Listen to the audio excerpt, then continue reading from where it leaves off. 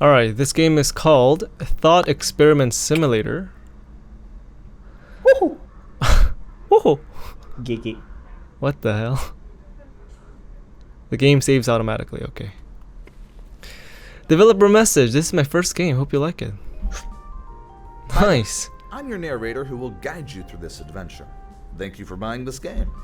Let me explain this game a little bit. Before we start the actual gameplay, you will need to read through some philosophical dialogues. They might seem a bit dry, but are essential for people who are unfamiliar with those thought experiments. Once that's done, the real fun begins, and I'll be right here with you, providing commentary and guidance. Is the sound okay? Okay. Thought Experiment Simulator. Go. You're in the mode selection menu now. I'd recommend going with story mode, but it's totally up to you. Oh, I love this narration, you know. So this is story mode. I don't know what that is. It has 45 stars and high score mode. So I guess we'll go story mode first. Oh, it says story mode. Dive into debates between history's greatest philosophers, exploring thought experiments and gain insight through their perspectives. Sim mode. Various simulations of classical thought experiments without set goals, offering endless playfulness and contemplation. In challenge mode. Okay. Go. Story mode. Very excited. Oh my god. In this game, thought experiments are based on real-life academic theories. I love it. Story mode, designed for those with limited philosophy knowledge, helps you understand each thought experiment with basic explanations, ensuring you grasp what's going on. If you prefer to skip dialogues, blah blah blah. Okay. Okay. So like, it's basically you beat it. You open the hard mode, like the sim mode. The core fun of the game comes from sim mode, so it's okay not to read the dialogue carefully. The game's creator isn't an expert in philosophy, so there might be academic mistakes in dialogues. If you have suggestions, blah blah blah. Okay. Now, when you click an icon, a story mode button will pop up. This will take you to the dialogue scene I mentioned earlier. You can choose to read through the dialogue or skip it, and then you'll be brought to the playable part, which is called sim mode. Enjoy. Enjoy. Trolley problem. Oh, I know this. Killing. What? It was like killing. Game is a little educational. If you're already familiar with this thought experiments, you know what? Let's just read everything, because we're new to this game. Oh wait. Oh, Nietzsche says. Oh my god. A lot of reading. Friedrich Nietzsche, a German philosopher, challenged traditional morality, famously declaring God is dead to signify the decline of religious and metaphysical certainty. He emphasized the will to power, the importance of individualism, and the concept of the Wevermensch. This is basically meaning like you have to be open and be naive and be childish towards your life, that you can completely embrace and control your life, you know? I love this philosophy. His work profoundly influenced existentialism, postmodernism, and psychology. Nietzsche says, "Have you guys heard of the trolley problem? A runaway trolley threatens 5 lives, but by pulling a lever, we can redirect it to take only one." Aristotle says, Aristotle, a Greek philosopher, made pivotal contributions across metaphysics, ethics, logic, and natural sciences. He championed empiricism. I don't know what that is. It sounds like empire, like empiricism. Maybe in Korean it might be like 제국주의. I don't know. Asserting knowledge derives from sensory experience, and introduced teleology, the idea that everything in nature has a purpose. Now that sounds a bit Plato, you know, like Nietzsche is like the opposite, right? His theories on virtue ethics casuality, and the prime mover deeply influenced Western philosophical thought. Okay. Okay, how should I do his voice? Aristotle, what would his voice be like? It is a compelling example of the ethical dilemmas that challenge our principles to act or not. Each choice bears its own consequence. Confucius, he's a Eastern, like Chinese, right? Yeah. Confucius was a Chinese philosopher whose thoughts centered on morality, social relationships, and justice. Laid the foundation of Confucianism, he emphasized the importance of ethics in personal and governmental conduct, the role of benevolent leadership, and the value of education in cultivating virtue and societal harmony. His teachings profoundly shaped East Asian culture. Wait, hold on. Confucianism, is that what I know? Yu-Gi-Oh? Wait, hold on. Yu-Gi-Oh. Oh, it is! South Korea, Japan, China, and some southeastern countries follow Confucianism, and it has its up and downs, you know. I mean, every philosophy has its up and downs. The essence of this problem speaks to the core of human morality. How do we choose when each path leads to harm? It is the harmony of actions and outcomes that we must consider. Balance and moderation guide the moral compass. Redirecting the trolley saves more lives, aligning with the doctrine of the mean, seeking the greater good while minimizing harm. But let us not forget the importance of righteous and propriety. Propriety. Sacrificing one for many, though pragmatic, must also respect the dignity and rights of the individual. True, Confucius, our actions must reflect not only the logical but the ethical virtues. Wisdom lies in discerning the right course, even in the face of such moral ambiguity. It begs the questions. Does the act of redirecting the trolley itself carry a moral weight, or is it the consequence of the action that defines its righteousness? But consider the will to power. Redirecting the trolley asserts a dominance over fate. Oh, so Nietzsche is more like, do we have free will, or, you know, he's more like you know, talking about the dominance of you have control of the situation, a refusal to succumb to the passive acceptance of the many's demise.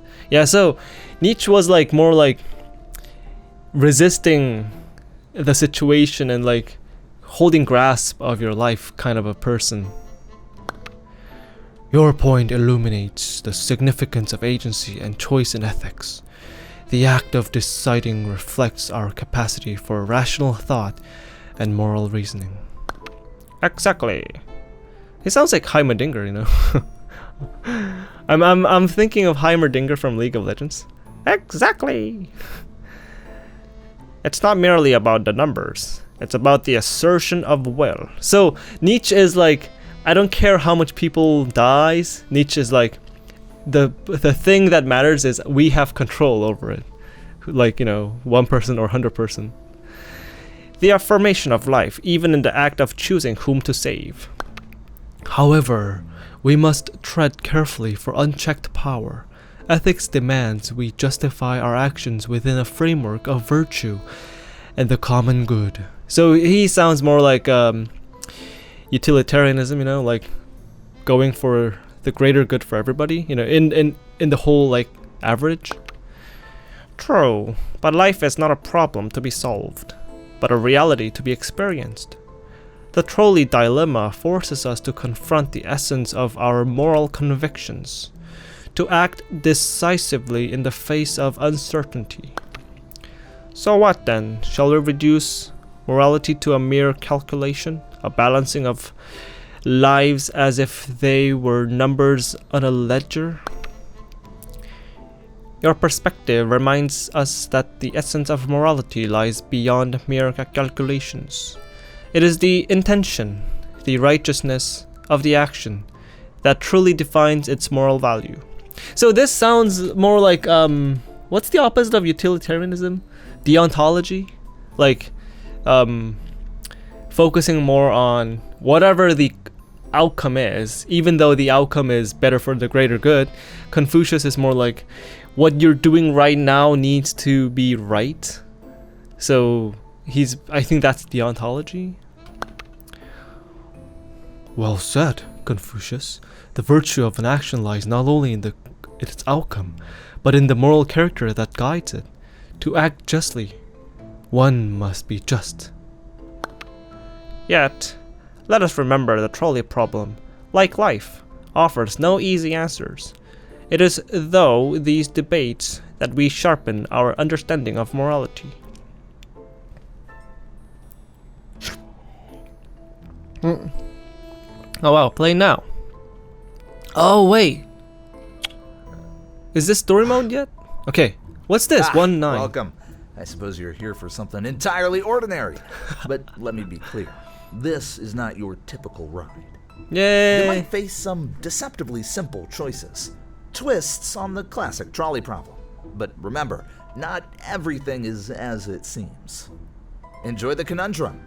Or don't. It's entirely up to you. Okay. 3, 2, 1. Well, let's see what happens if we don't do anything. You chose to do nothing. Sometimes inaction is an action. What? Oh my god. Oh no! Oh, there's babies. We have to kill the koala. Oh. Well, this koala's lazy Free day just will? turned into a Oh, it's giving me like achievements. Oh no, what's this? Wait, I don't see anything. Oh, we killed the pizza with the pineapple. You just saved the world from fruit on pizza. A true hero. What?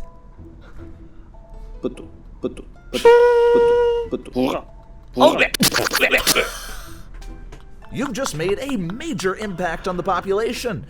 Quite literally. I killed people instead of. Oh my. Now you must choose between a God. teleport machine and a time machine. What could possibly go wrong? I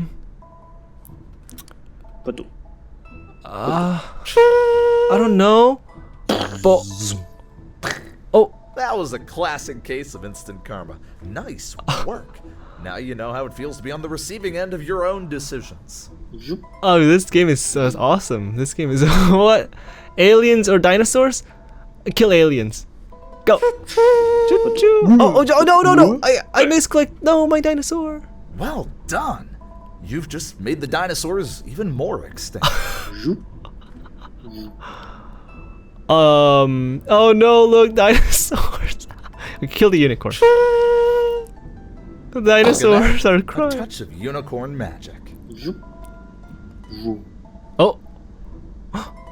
Ah. Let's crush this one. Choo-choo. Whoa. Now we're seeing things from a different angle. Oh. What's this? Oh my god, my brain. Okay.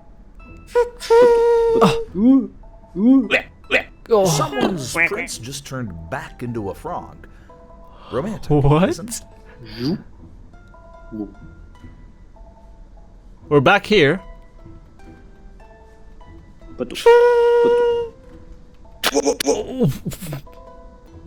I see.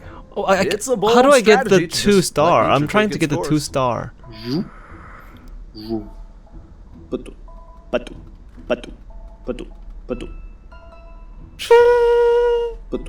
Oh no. What's this? 3? Goodbye, kangaroos. Today, the trolley hops for you. If I press ESC, oh no, Australia has no.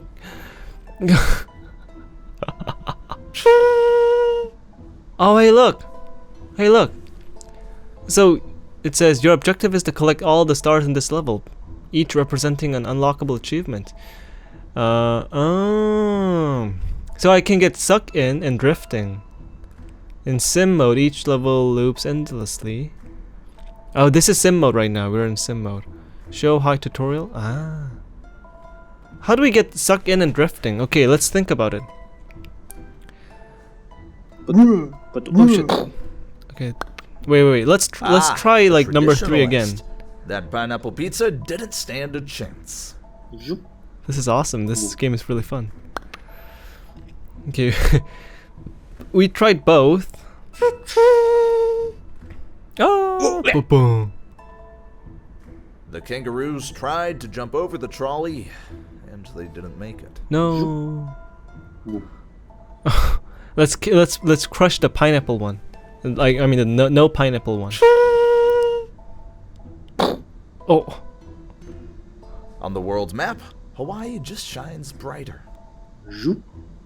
The Italian guy's like, huh? There's a pineapple here.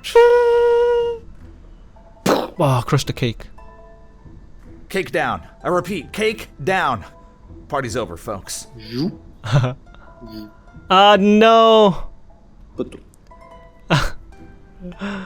The cake. Okay, time machine broke.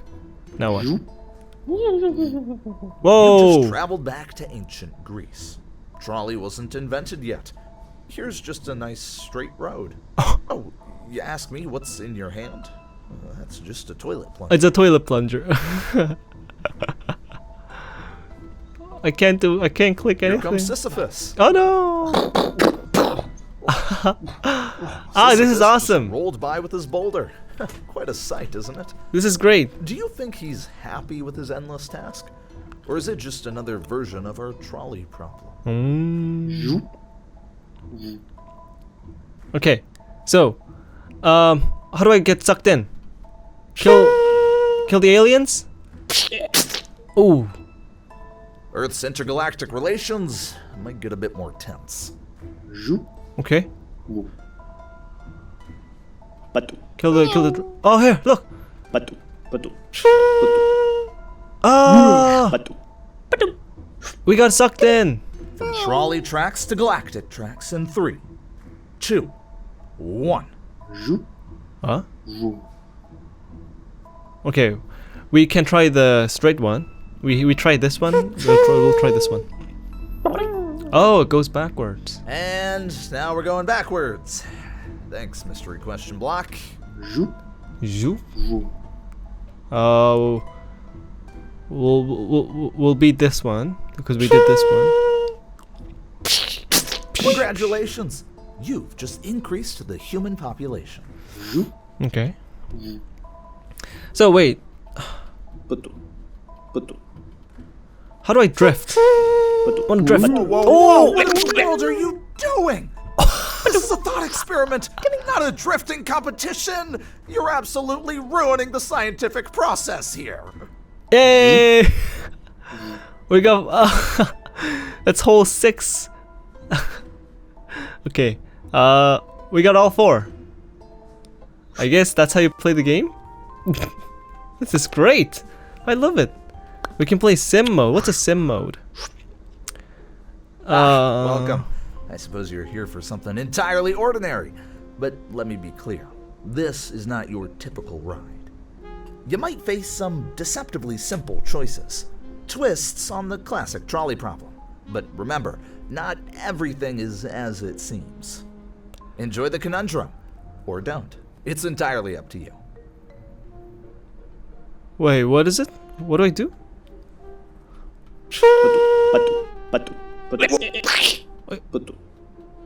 I see. It's a bold strategy to just let nature take its course. Control by doing nothing. Sim mode. Each level loops endlessly. Ah.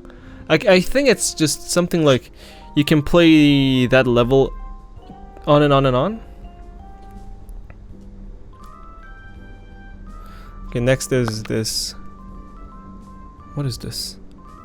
Buridan's ass? Okay, hold on. Just trying to check if my YouTube is going well. Okay, it's going well.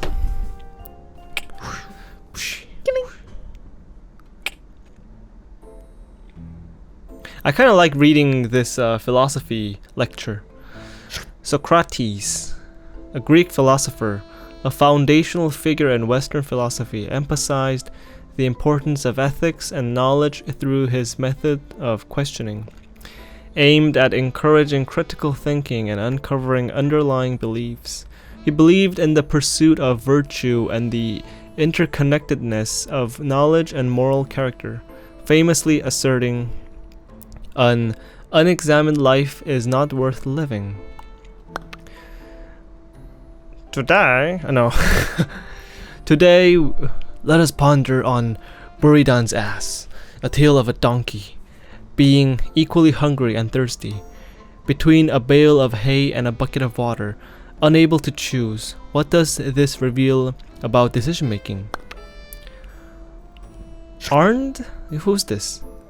Hannah Arendt. Hannah Arendt. A German-born American political theorist, is celebrated for her profound analysis of the nature of totalitarianism. In her influential work, The Origins of Totalitarianism, she explores the roots and characteristics of tyranny, analyzing the rise of fascism. Arendt's philosophical inquiries advocates for the defense of human dignity, establishing her... What's this? Oh, we can see like the real face. Oh wow, that's cool. As a establishing her as a cornerstone of contemporary political thought with her concept of the banality of evil. This paradox challenges our understanding of freedom and action. If the donkey represents a rational agent, then indecision can indeed be fatal. The donkey dilemma reflects a lack of true knowledge. In knowing deeply, one would see a choice where seemingly none exists. Wow, these words are so hard to understand. My brain is like going turbo. So, in knowing deeply, one would see a choice where seemingly none exists? I don't know. That's an insightful point. Yet, could this not also highlight the limitations of rationality itself? Even with equal options, one must choose to act. Arendt raises a crucial aspect: action. For is it not through action that we assert our will despite uncertainty? Okay. So it's like there's nothing certain in the world, though we show our will by taking action. Precisely. It is the essence of righteousness and I can't say this. Propriety. What was it? Propriety to make a decision, to take a path even when the choice appear balanced. So Confucius is like what matters is making a decision. Thus, the paradox teaches us about the necessity of commitment in the face of indeterminacy. It is balance and moderation that should guide our decisions, to choose not just with reason, but with virtue. And what of the notion that inaction itself is a choice? So not choosing is also free will, is also my will. I won't choose like that. To choose not to decide is also an exercise of one's agency. A profound thought, Agency lies in both action and inaction. Each bears its own consequence and virtue. Consider the implications for political action. This donkey, unable to decide, starves. Does society not suffer similarly when leaders falter at decision? Leadership indeed mirrors this. Without the courage to decide, the leader, like the donkey, fails in their duty to those they guide. Hence, the quality of a decision does not solely rest on the equality of options, but on the urgency and ethics of choice. And what you say, Confucius, about the inner virtues that must accompany these decisions? It is through cultivating inner virtues that we discern the better path, even if the choices seem outwardly identical. A fitting conclusion to our dialogue. Shall we then decide where to dine, lest we fall prey to the same fate as the donkey? What is this? Oh, it's the dialogue. Oh. It is through virtue that we discern the better path, even if the choice seems outwardly identical. That's cool. Okay, play now. Ah, we're a You donkey will now. tangle with a famous dilemma, making choices that twist classic philosophical quandaries into amusing results. Let's see if you can guide this famously indecisive donkey or not. The fun, after all, is in the attempt and the absurdity of the outcomes. Oh. Oh, we're starving. If we eat this Stop! The donkey must walk its own path. What? What? What have you done? Look at him roll away like a runaway hay bale. This is a thought experiment, not pinball. Before we proceed to the next round, let's take a moment to reflect on your experience with this level. This particular thought experiment posed quite a challenge in converting philosophical quandaries into interactive gameplay, and your feedback is crucial for refining it. Maybe we should move the I'm camera eager down to here. hear your thoughts on how the scenario played out, and any suggestions you might have for improvement. Could you please rate this level's gameplay on a scale from 1 to 10? Oh wow. This feels like Stanley Parable, you know. 8. Hey. Stop hesitating. Just pick a score. Any score. Still pondering your rating? I'm genuinely surprised you rated it a 10. Thank you. Your enthusiasm really boosts my spirits and reassures me that we're on the right track with these philosophical challenges. I can't click anything Wonderful else. to see such positive feedback, and it truly means a lot. However, I believe there's always room for improvement, and we're not stopping here. So, check this out. Let me reveal some new stuff.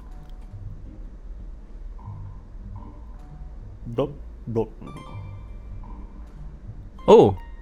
What's this?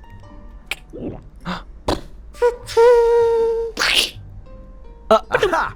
When you thought the potion would give our donkey a fairy tale ending, What? the trolley returns with a splash of color. Where did the Even trolley in a come world from? of magical transformations, some things remain brutally consistent. Okay. What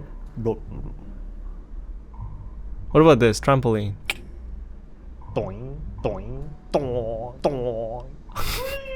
Our donkey has taken a leap of faith into a new career What? as a high jumper.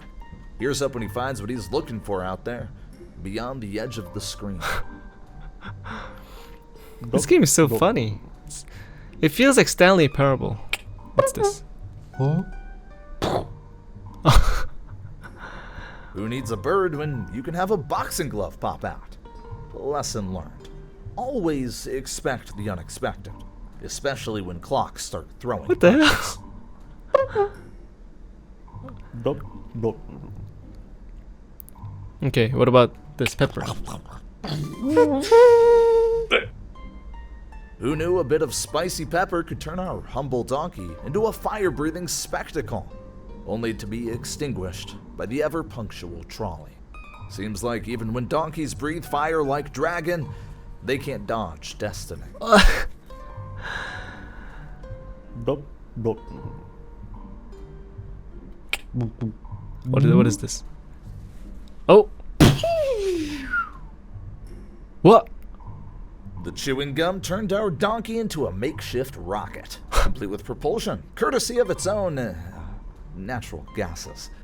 Who could have predicted that a bubble-blowing session would launch a donkey lunar mission? What? Sadly, even with such an impressive exit strategy, the moon is no place for a donkey. Or any of us, really. This is crazy. How much like effort it's put into the game. What is this now? Oh, it's a selfie stick?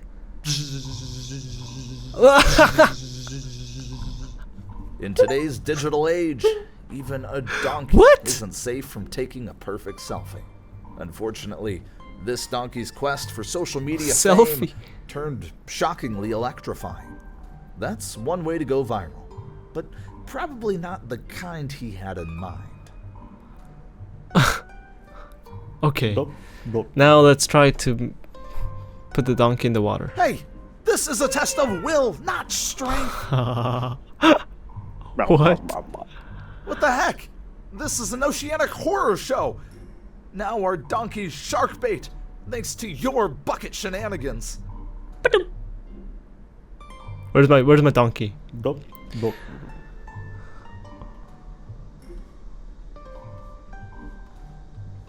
What if we not choose anything and let it like starve?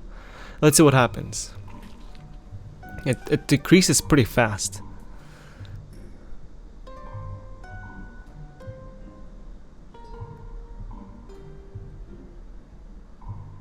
Oh. Inaction is also an action. Oh, it's In just the death. end, the donkey's commitment to indecision was, ironically, his final decision. Alright, so now let's just play properly, giving...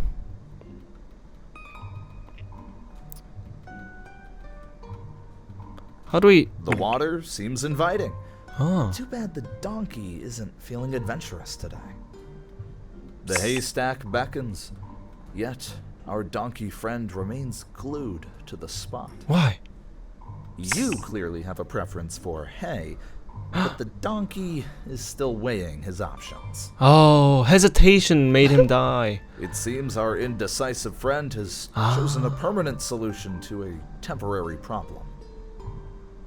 Okay. That's basically this level. Okay, good. That was fun. That was fun. Brain in a vat.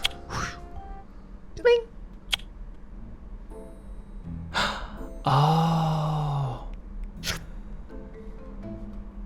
Oh.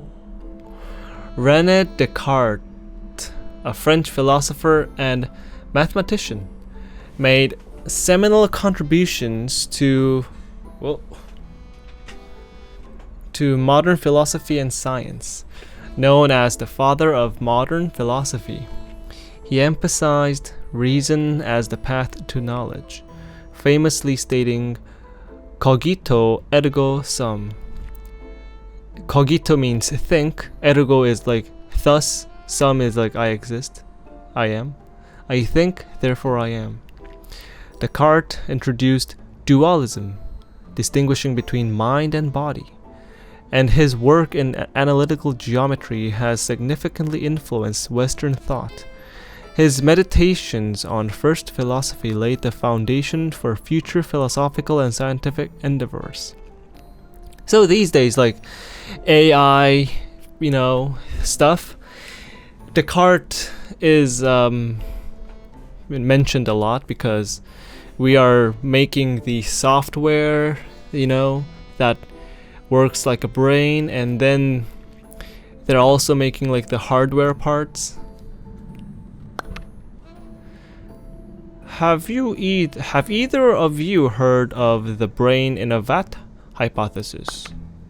Laozi, an ancient Chinese philosopher traditionally credited with founding Taoism and authoring the Tao Te Ching, emphasized living. Oh, he looks like him. This is Lao Tzu, and this is Lao Tzu. Let's go with the photo. Emphasized living in harmony with the Tao, or the fundamental nature of the universe. His philosophy advocates simplicity, spontaneity, and non-action, Wu Wei, promoting a life of peace, balance, and alignment with the natural world. Oh, so he's more like a natural, like a nature lover? I have heard of it. It suggests that our perceptions could all be an illusion, as if we are just brains in vats being fed false experiences. It challenges our very sense of reality and truth. But tell me, how does this align with your own ideas? It parallels my evil demon hypothesis. If an all-powered being can deceive us, then how can we be certain of anything? The reality we perceive is but a fragment of the whole. My friend Zhuangzi once dreamed he was a butterfly. Oh, wait, in Korean we say this name Changja, Zhuangzi. And upon waking, he wondered if he was a man dreaming he was a butterfly, or a butterfly dreaming he was a man. Is this not similar? You know, this concept is introduced in the Matrix trilogy. Who's that? The one with the, you know, the captain guy. When his ship burns down, he says this line. Because Warshawski, they are a deep fan of like Hinduism and you know, like all these stuff. Zhangzi's dream. It resonates with the idea that our experiences might be a mere fabrication. However, I argue for the will to power, that our perception sharps our reality, not the other way around. Yet, if we cannot trust our senses, how do we know the will to power itself is not an illusion? So Nietzsche is like, what I see, what I touch, what I taste, like Nietzsche is more like a, whatever I sense, the things are there. And Descartes is like, how can we be so sure that our sensory feelings, like the things we see, like, then Descartes is like, how do we know our eyes are not deceiving us? How do we know our touch feeling is not deceiving us? How do we know, like, the taste I'm tasting is like exactly that taste? So Descartes is questioning if these sensory organisms are like true to its you know, its thing. Trust in the simplicity of Tao. What is Tao, sir? Embrace the natural order, and whether we are brains in vats or being of flesh, our essence remains unchanged. The essence you speak of is a construct of our perceptions. The reality of a brain in a vat would still be subject to our interpretation, our individual wills. So you suggest that even in a vat, our will can shape our perceived reality. But does that not imply a deeper truth exists beyond our manipulated perceptions? The truth lies in harmony, in accepting the flow of Tao. Whether we dream or are awake, the path remains. Harmony and flow, yes, but also the strength to impose our will on our circumstances, even if those circumstances are controlled by an external force. I see we are divided in our views. Lao Tzu, you propose acceptance. And Nietzsche, you advocate dominance, but perhaps both paths lead to understanding the nature of our existence. So fun. In the end, it matters not if we are brains in vats. What matters is how we live within the constraints of our perceptions. Okay, now the fun part. In this science lab, you'll question the very fabric of your reality. Oh, and if you think you know what's coming because you've heard of brains in vats, think again, my friend.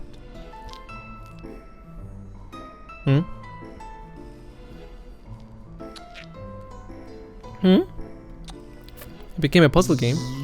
Whoa. Italian attack?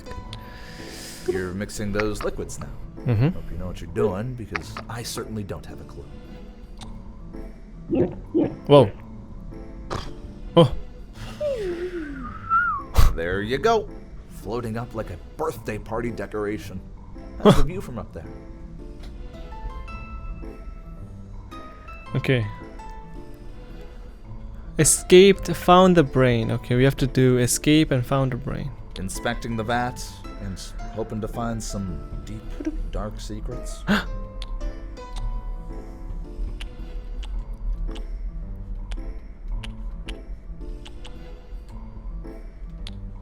What better way to ponder the human condition than with a game designed for kindergarteners? We escaped! Wait, what? You solved the puzzle. Oh! Suddenly everything zooms out. Are we still in the same lab? You saw that? This makes no sense at all.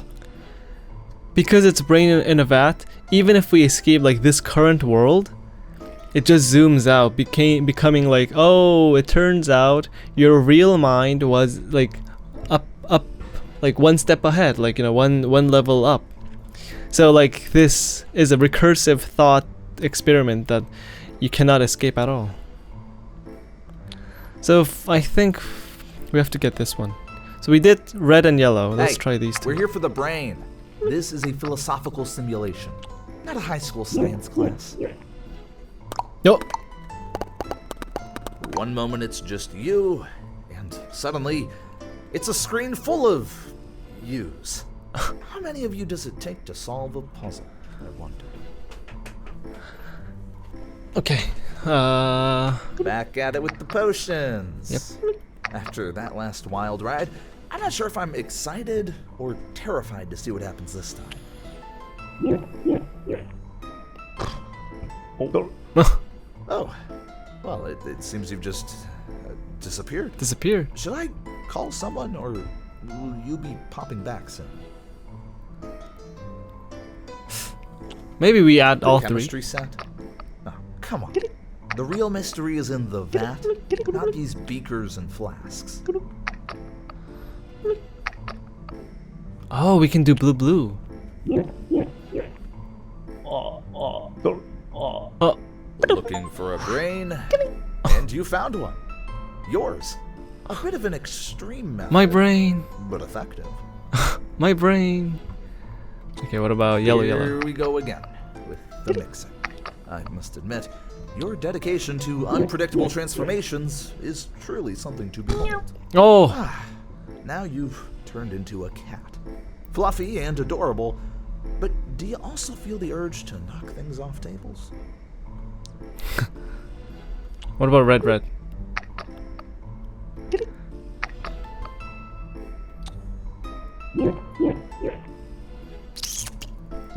A giant snail transformation. This twist feels familiar, as if drawn from the pages of a nightmarish spiral tale. That's fun. Okay, that's the brain in a vat. Sisyphus.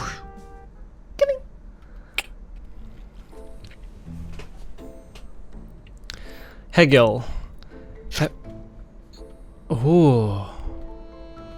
George Wilhelm Friedrich Hegel, a German philosopher, developed a comprehensive philosophical framework known as absolute idealism. He emphasized the dialectical method, proposing that history and reality progress through contradictions and their resolutions, leading to the evolution of ideas. Hegel's work on the nature of freedom, consciousness, and the state has profoundly influenced Western philosophy. Have you ever pondered the tale of Sisyphus, a man condemned to roll a boulder up a hill, only to watch it roll back down upon reaching the top? Indeed, Hypatia, a Neoplatonist philosopher in Eastern Roman Empire, taught mathematics, astronomy, and philosophy.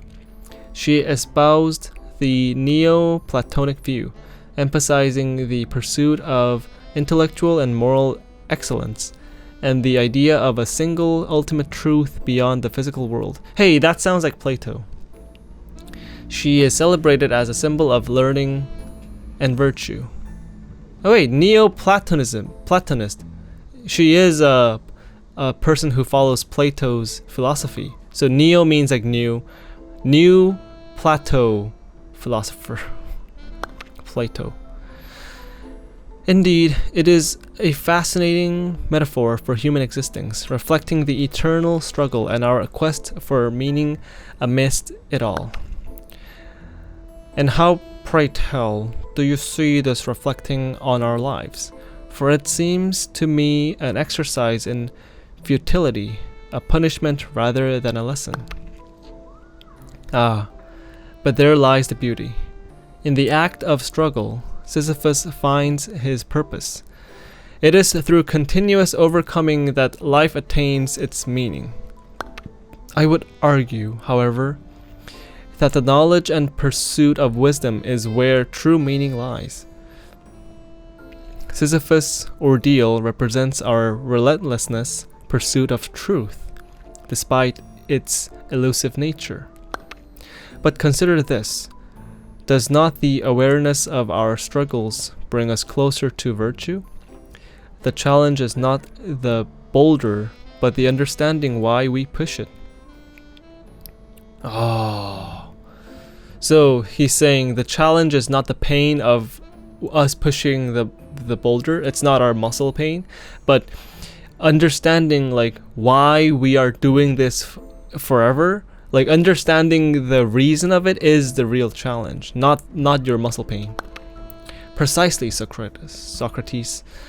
And through this endless cycle, we achieve a higher understanding of ourselves and the world, embodying the concept of becoming rather than being. So that means once we understand why we are going through all this pain and all this like challenges, we become more like full of understanding of ourself, not just like living every day like wake up, eat, poop every day, wake up, eat, poop, not just like living the world like flowing. It's like learning how to swim in the time of lake of time, like a ocean of time. Some people just like float around until they die, but they are saying you have to like understand why you're painful in life, and then once you understand that, you will be able to swim inside the ocean of time, having full control on your life until you die. It's the journey, then not the destination, that holds value. The act of striving, learning, and growing despite the apparent hopelessness of our efforts.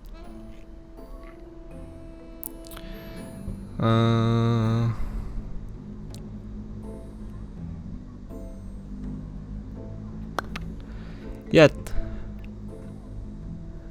must we accept this as our fate, to eternally push without I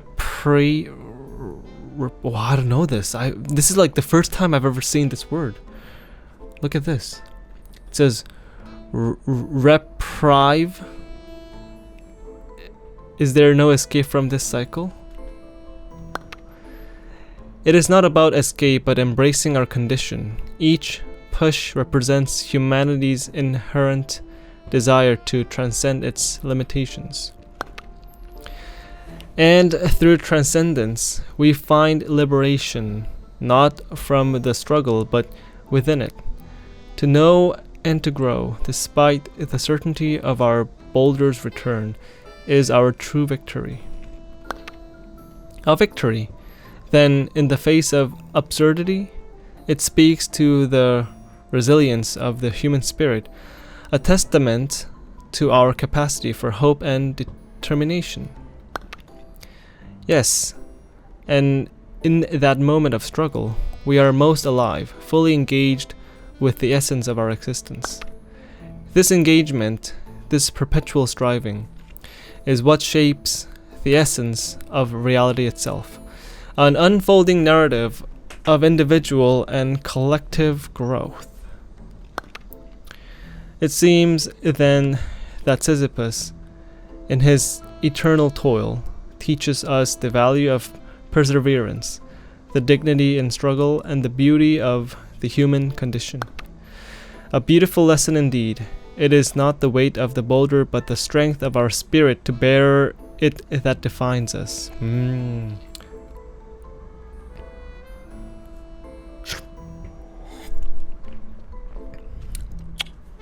Okay, let's go push some boulders. You find yourself at the foot of a hill, ready to take on an endless challenge. Move forward, and let's see how you face the slope of existential conundrum. Oh, and if you've played the demo before, you might notice something's different here. What? Sisyphus sets off, each click a step towards the relentless peak that awaits. With every footprint you find, he climbs, bound by fate to push his burden upward.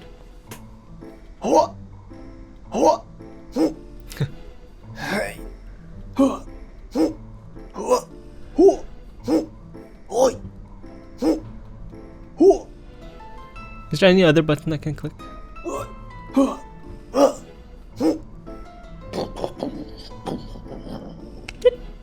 Over again.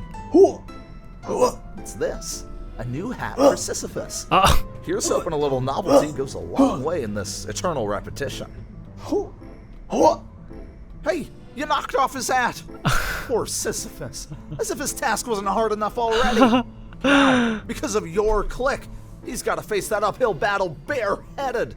Watch where you're clicking next time. Oh, that's so funny. He became a twin tail.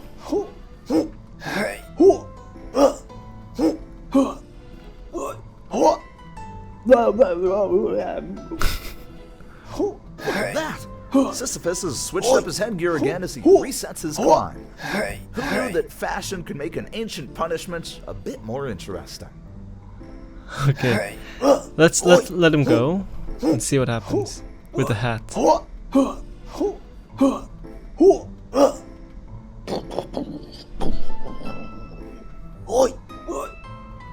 Oh my god, different hat. Oh, no, not again. There goes his hat, tumbling down just like that boulder. Sisyphus really didn't need that extra challenge. Try to keep the hats on his head next time, will ya?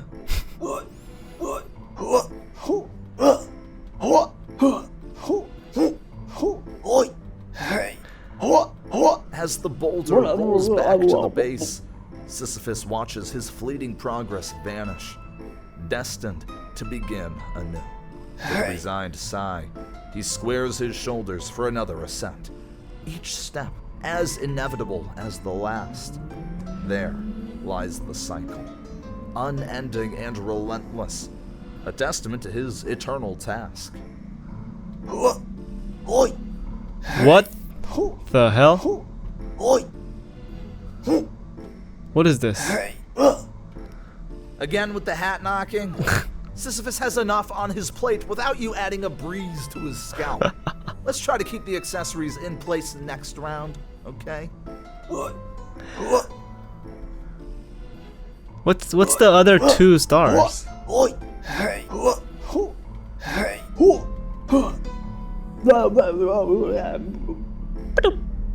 Over again. Oh, we have to just do it a lot of times. Oh my god. Look at the hat.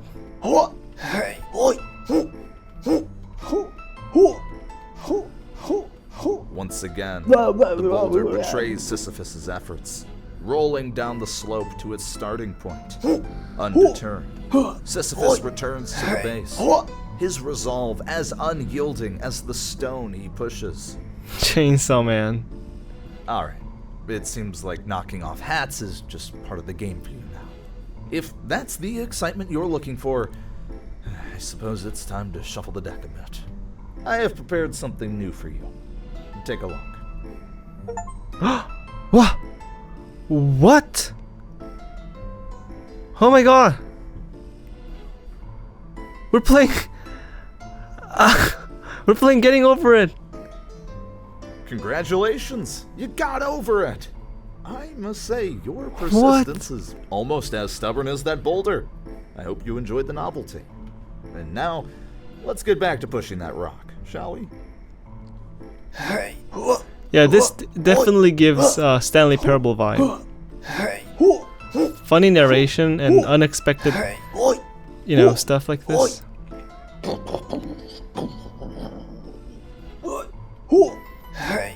Oh, we became a boulder.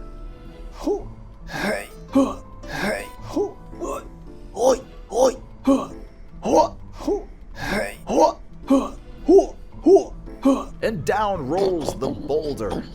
Yet Sisyphus meets it with a knowing smile, ready to march up the hill once more. Perhaps in this eternal return, he finds his own slice of happiness, embracing the absurdity with each step he retraces. In the relentless cycle, Sisyphus carves out a contentment particularly his own. Hey, this game is a big anime nerd. Hatsune Miku, Chainsaw Man, and this is the Parasite. So many anime references. What?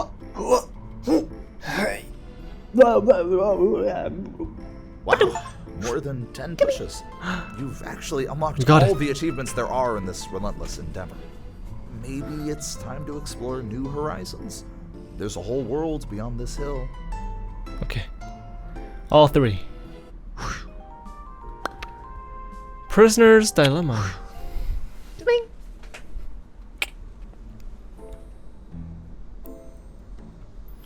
Marx. Have any of you... Oh. Karl Marx, a German philosopher and economist, co-founded Marxism with Friedrich Engels, focusing on class struggle, the critiques of capitalism, and the theory of historical materialism. He envisioned a classless society arising from the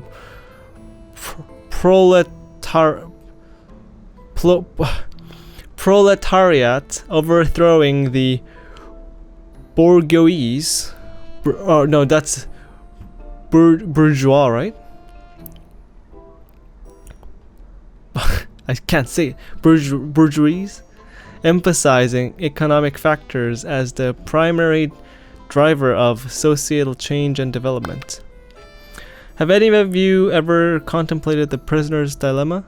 It's a fascinating scenario in game theory where two prisoners must decide whether to betray the other or cooperate, without knowing the other's decision.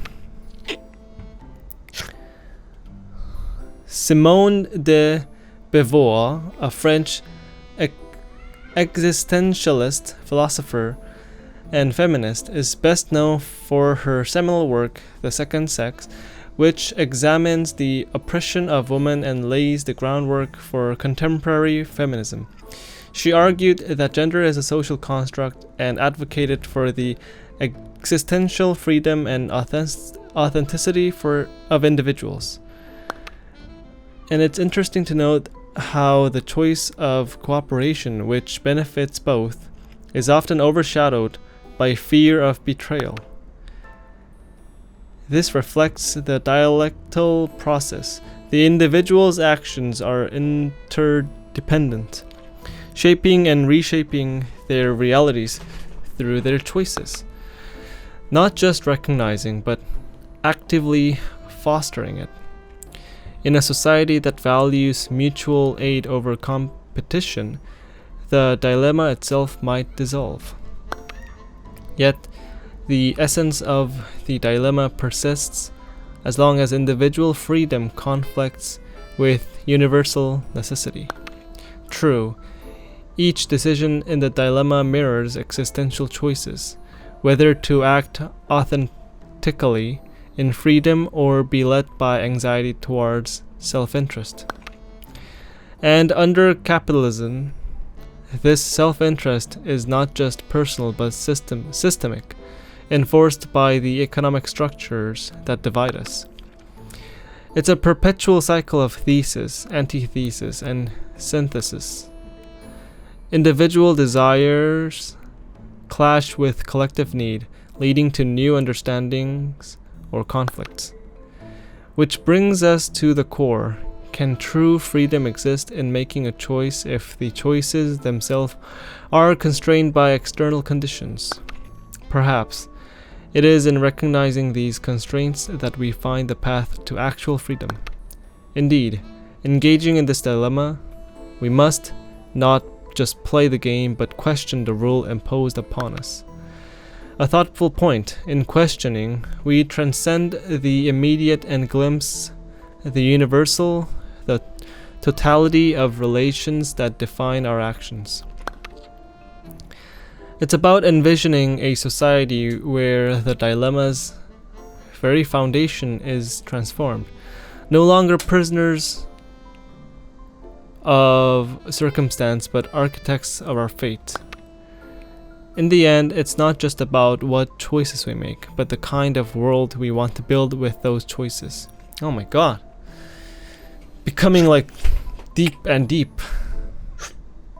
Welcome to the prisoner's dilemma. You and your cellmate are in quite a bind. Here's the deal.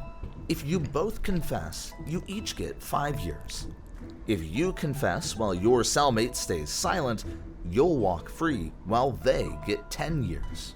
If you stay silent and they confess, you get the 10 years and they go free. But if both of you keep quiet, you both walk free. So, what's it going to be?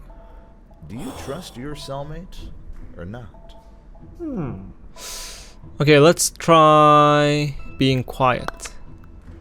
Neither a word from you nor your friend. Both of you get out. Yay! This victory This is the best quiet. case, right? But a victory is, after all, a victory. Both being quiet and both getting out. Whoa, what's This this? is the brink of a cold war, where you're a superpower and so is your rival. Now, you need to decide whether to build missiles or not. The rule is, if both do, a tense peace will be achieved through mutually assured destruction. However, a tremendous amount of money will be spent on this arms race. If you build while they don't, you can eliminate your rival. Don't build while they do, and, well, it's game over for you. Oh. If you both avoid the arms race, peace, without worrying about a nuclear war, what's your move? Will you arm up or aim for peace? So we don't know what the opponent will do? If we choose not to.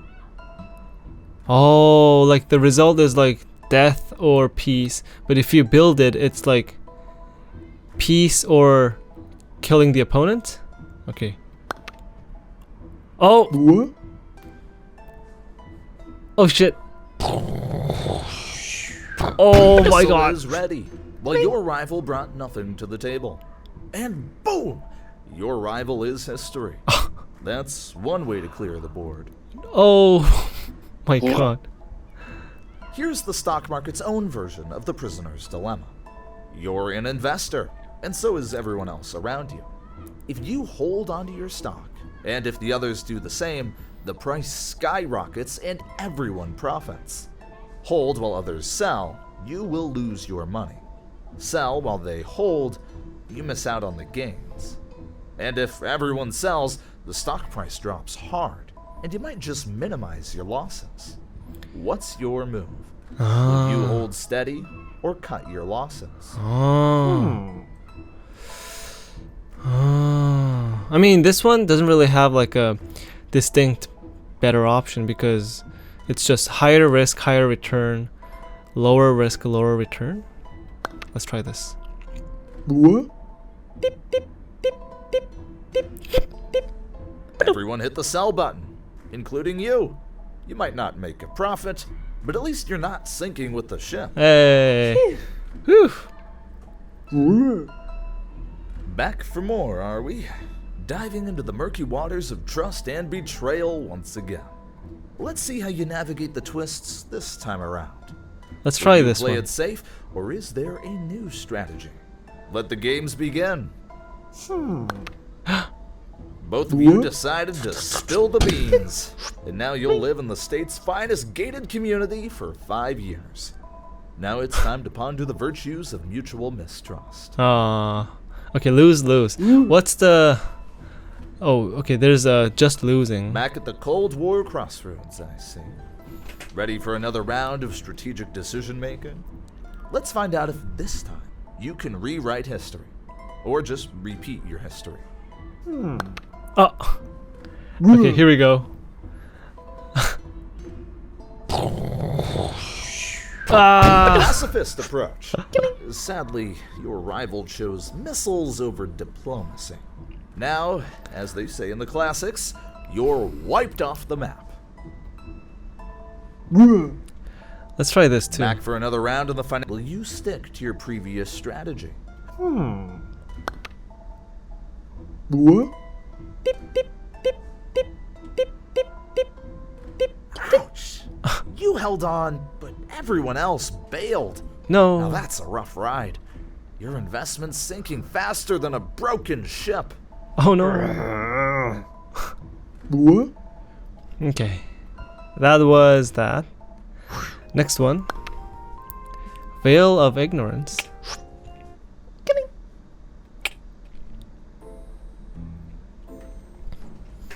Lousy, the essence of nature teaches us harmony, yet I ponder how such harmony can be reflected in the laws of men. Indeed, the construction of society is often marred by the interest of class, obscuring fairness. Imagine then a veil that shrouds our status, wealth or power. Decisions made thus, how would they differ? Ah, the veil of ignorance, a fascinating concept. It compels us to design a society not knowing our place within it, a test of true justice, perhaps. Precisely, Socrates. It encourages decisions that benefit all, not just a select few. And what do you say, Marx? How would you view this through the lens of your critique of capitalism? The veil would force the bourgeois to consider the proletariat's needs. In ignorance of one's class, society could aim for a distribution-based need, not greed. A balance, then, that mirrors the Tao, acting without bias, governing without forcing. But how practical is this concept? Can men truly detach from his own interests? Challenging, Socrates, yet it serves as an ideal towards which to strive, pushing us beyond our inherent class struggles. Like water, we must find our level, seeking the lowest place which all disdain. Therein lies true harmony. An admirable goal, yet human nature is complex. Our decisions are often clouded by personal gain, which is why such a philosophical tool is vital. It doesn't promise perfection, but guides us towards equity. A journey of 1,000 miles begin with a single step. Let the veil be that first step towards justice. Indeed, Laozi, as a philosophers, it's our duty to challenge the norms and imagine a fairer society.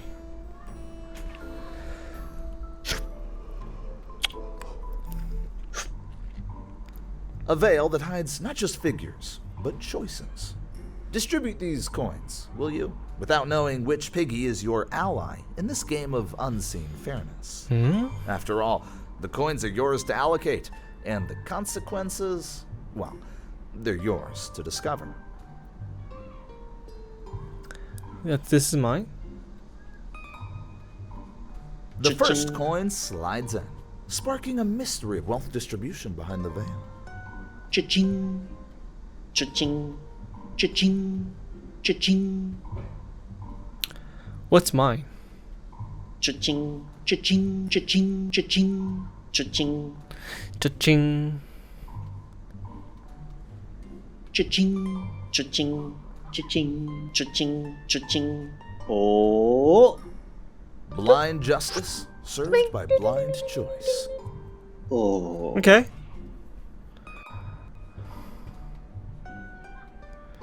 And with Cha-ching. a single coin, the game of unseen stakes begins. Cha-ching, cha-ching, cha-ching, cha-ching, cha-ching, cha-ching, cha-ching, cha-ching, cha-ching, cha-ching, cha-ching. Oh, Ah.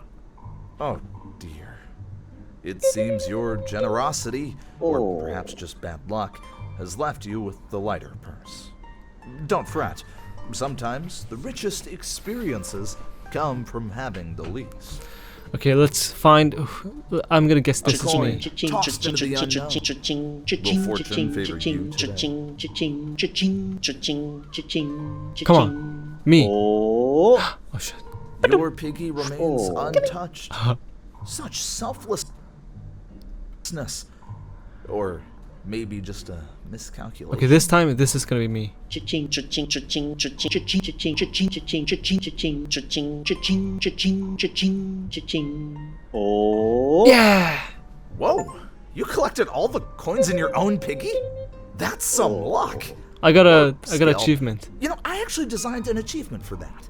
Yet it was so tough to get, players kept griping about it, so I ditched it. But hey, you nailed it anyway. So I'm so good. Okay, unconventional veil. What's that? How do I get that? Unconventional veil.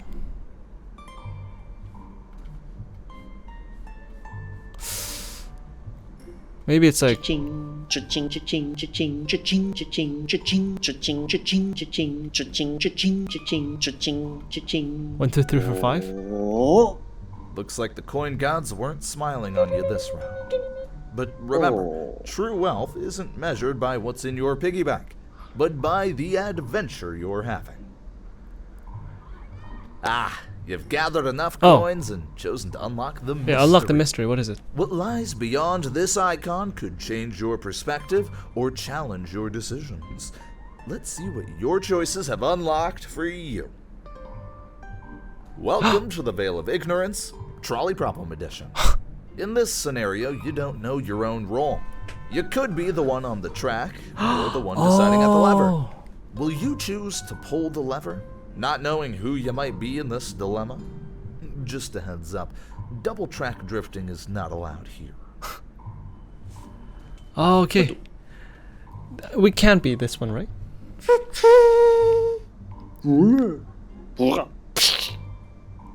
Who are we? Turns out you're the one at the lever. The fate of those on the track lies in your hands. But you remain untouched by the outcome. The trolley dilemma has concluded. It's time to return to our original experiment. Okay. Time to switch gears. You've got enough coins to face the trolley problem. Oh, we Let's can do it see again. your decision making in action. Let's. This time we're gonna go here. Da, da, da, da, da, da. Oh, The truth is out. You control the lever. oh, Your it's- decisions I won't think impact this is always you us. directly, but still determines the fate of others. Let's get back to the task at hand and Okay, that was that.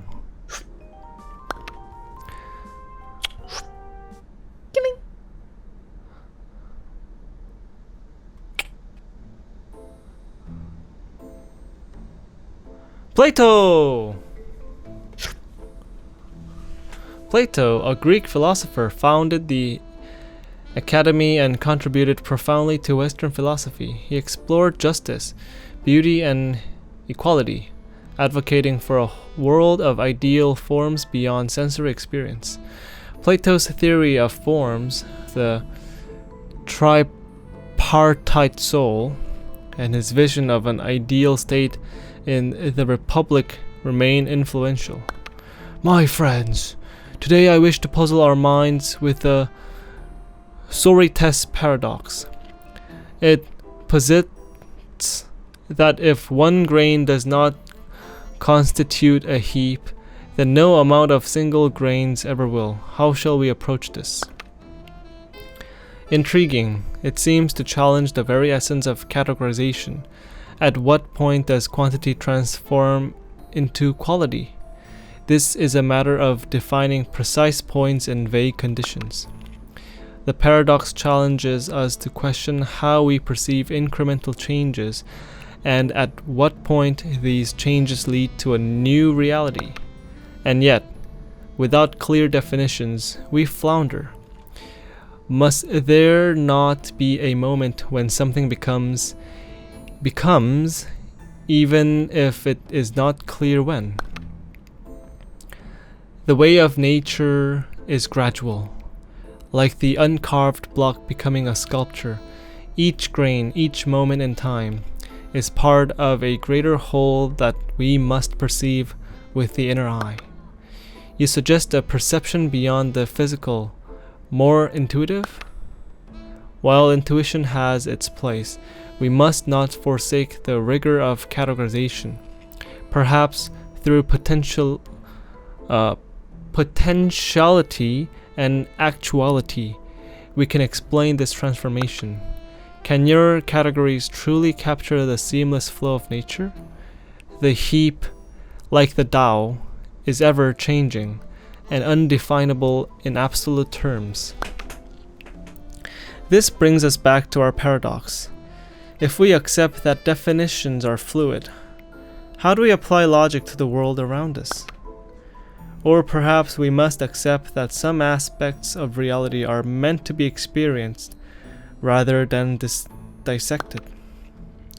Yet, without dissection, how do we philosophize? How do we advance knowledge? And so, in discussing heaps and grains, we're really discussing the broader question of the forms, of reality and illusion.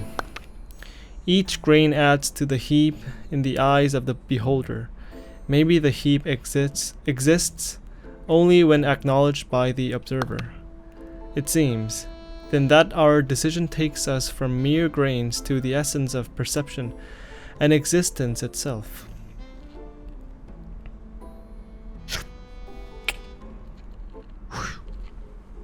Oh, you're here. Splendid!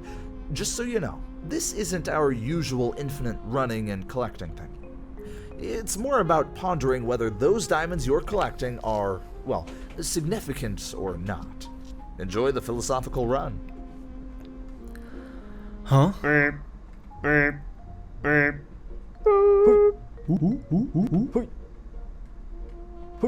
No diamonds Oh. yet. Let's hit restart and no. get collecting. Okay, this time I'll do better.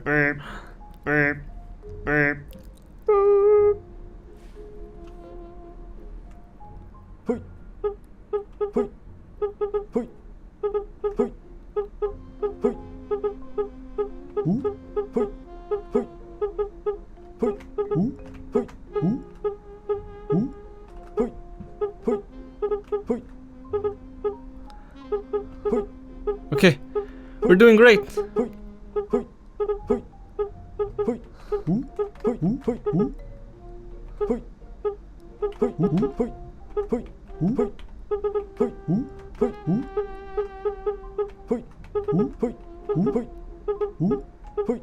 How many do we need? I'm playing endlessly.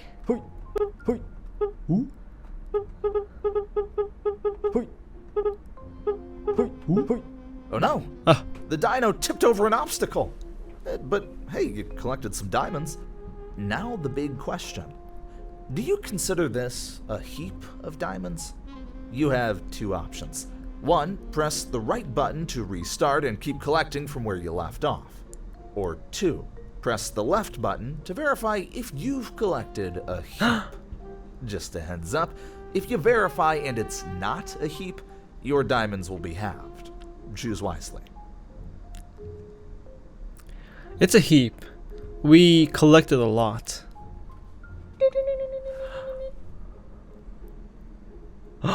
Oh my god. Come on.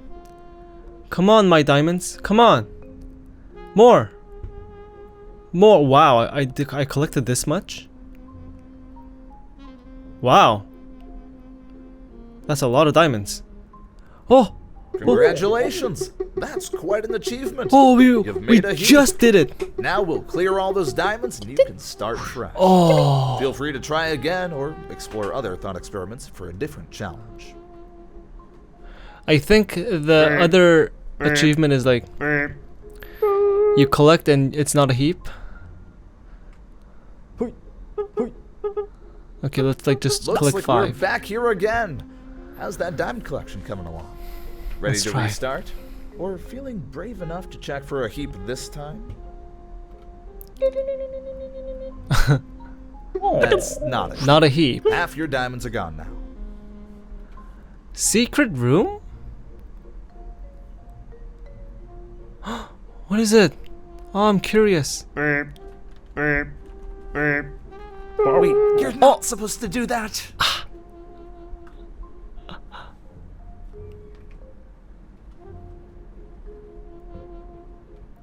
Whoa, whoa, whoa! Where? How on earth did you get here?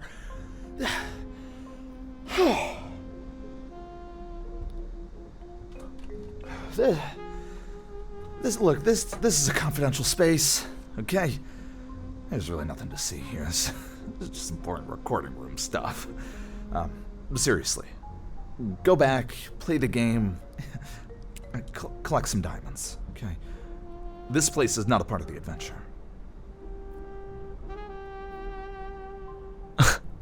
Wow. Okay, we got all 3. That's pretty cool.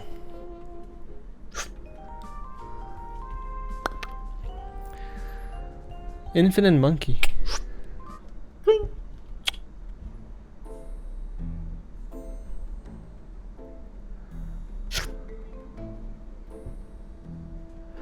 Mary Wollstonecraft, a British writer and philosopher, is renowned for her advocacy of women's rights.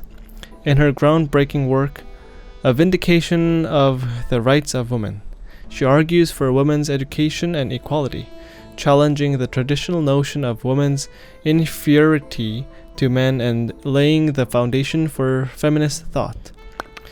I've stumbled upon a fascinating theory that might tickle our intellects, the infinite monkey theorem. It suggests, given infinite time, a monkey hitting keys at random on a typewriter will eventually type out any given text, say Shakespeare's works. Ah, a curious notion indeed. It speaks to the Taoists' belief in the infinite nature of the universe and the myriad possibilities within it. What was that? Something fell down. The endless typing of the monkey mirrors the endless transformations of the Tao, where even the most improbable can manifest. Intriguing, yet from a dialectical perspective, it raises questions about necessity and randomness. The theorem implies a linear progression towards a predetermined outcome, reminiscent of the historical dialect, though through randomness rather than reason. Indeed, it challenges our understanding of creativity and authorship. Is genius truly unique or just a statistical inevitability given enough time and trials?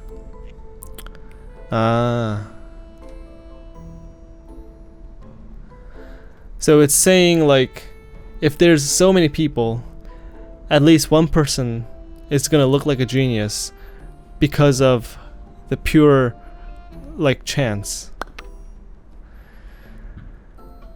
It's like in the stock market, there's gonna be at least one person out of like thousands and millions of people.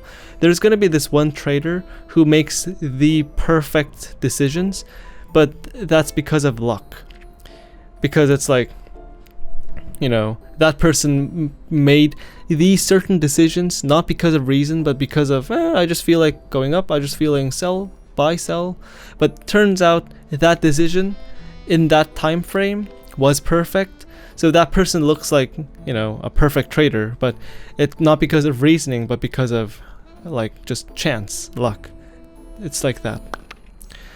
A poetic notion, yet the deterministic undertone cannot be ignored. The theorem assumes that giving enough time, complexity arises from simplicity. A reflection of the dialectical process, where thesis and antithesis lead inevitably to synthesis. So I can say, like, simply put like this: if there's hundreds and thousands of people, give them one dice each and make them to roll the dice 100 times. There's gonna be like one or two people who get like really high scores, but like most of them will get like average scores. But like some people will get like, will be very lucky, they roll like a lot of 5 and 6 and get a high score. So it's gonna look like a bell curve.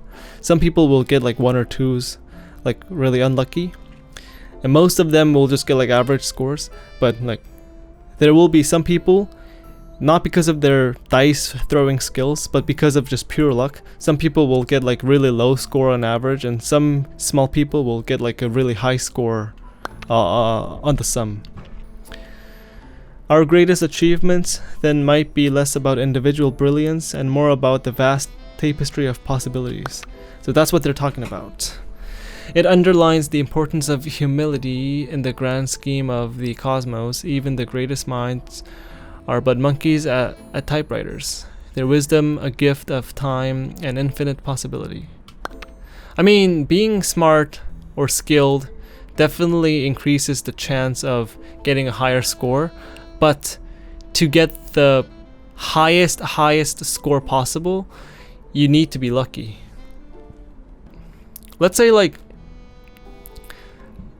out of those 100 dice throwers, one person has like a special rule that person always get a +1 on their dice roll. That person also has to be really lucky to get the highest score. If that person who has like +1, like a dice that has 2, 3, 4, 5, 6, 7, not 1, 2, 3, 4, 5, 6. If that dice has 2, 3, 4, 5, 6, 7, that person, when that person just throws the dice without any good luck, it'll just end up at like average 4.5. So that means even if that person is skilled, smart, they have to be lucky, or, you know, out of this pure time and possibilities, that person has to be lucky to create the best results. So that's what this is talking about. A delightful synthesis of our thoughts, though the theorem may seem trivial on the surface. It provides a profound commentary on fate, freedom, and the essence of creativity. As the river flows endlessly, so do the possibilities of existence. The monkey's endeavor is a dance with the eternal, a play of the infinite within the finite. Luck is what got through school. True. When there's... You've stumbled upon a peculiar place where a single button can unleash a torrent of alphabetical mess. You might think it's just a simple game of typing, but don't be deceived.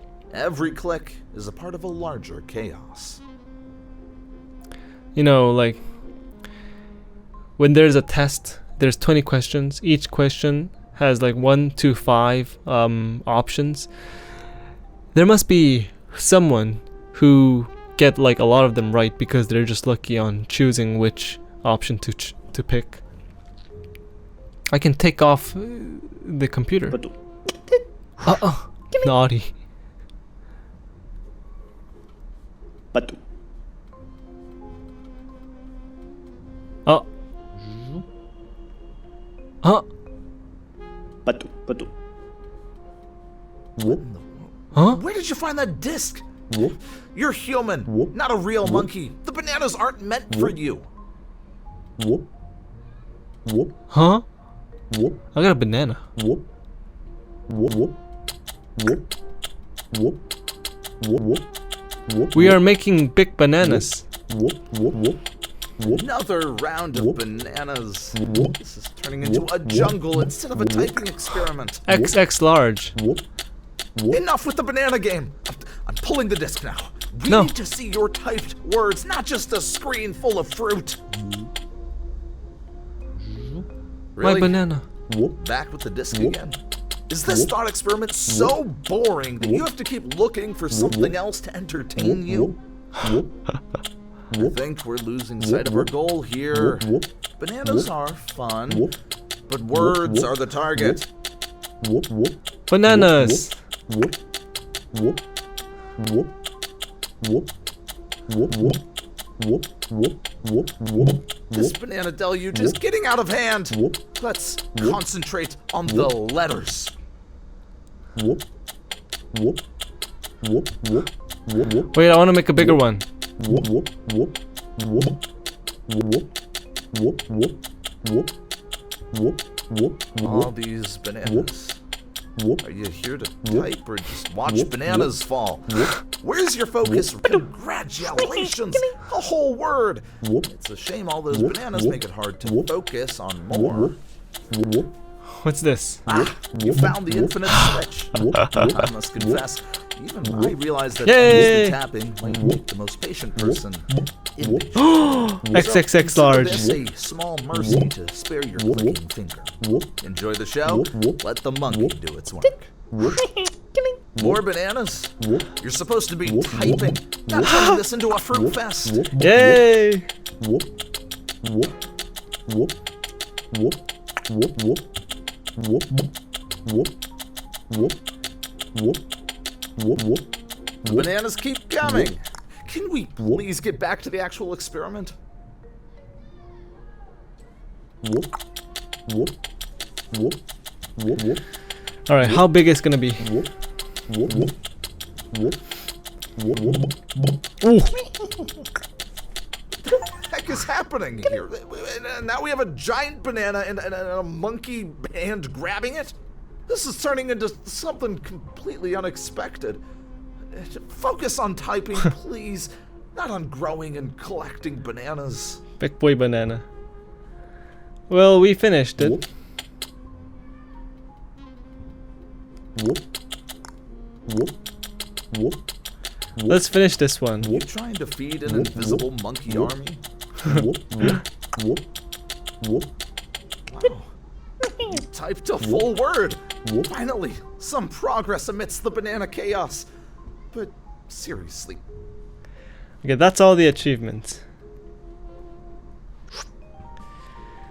Famous violinist. What's this?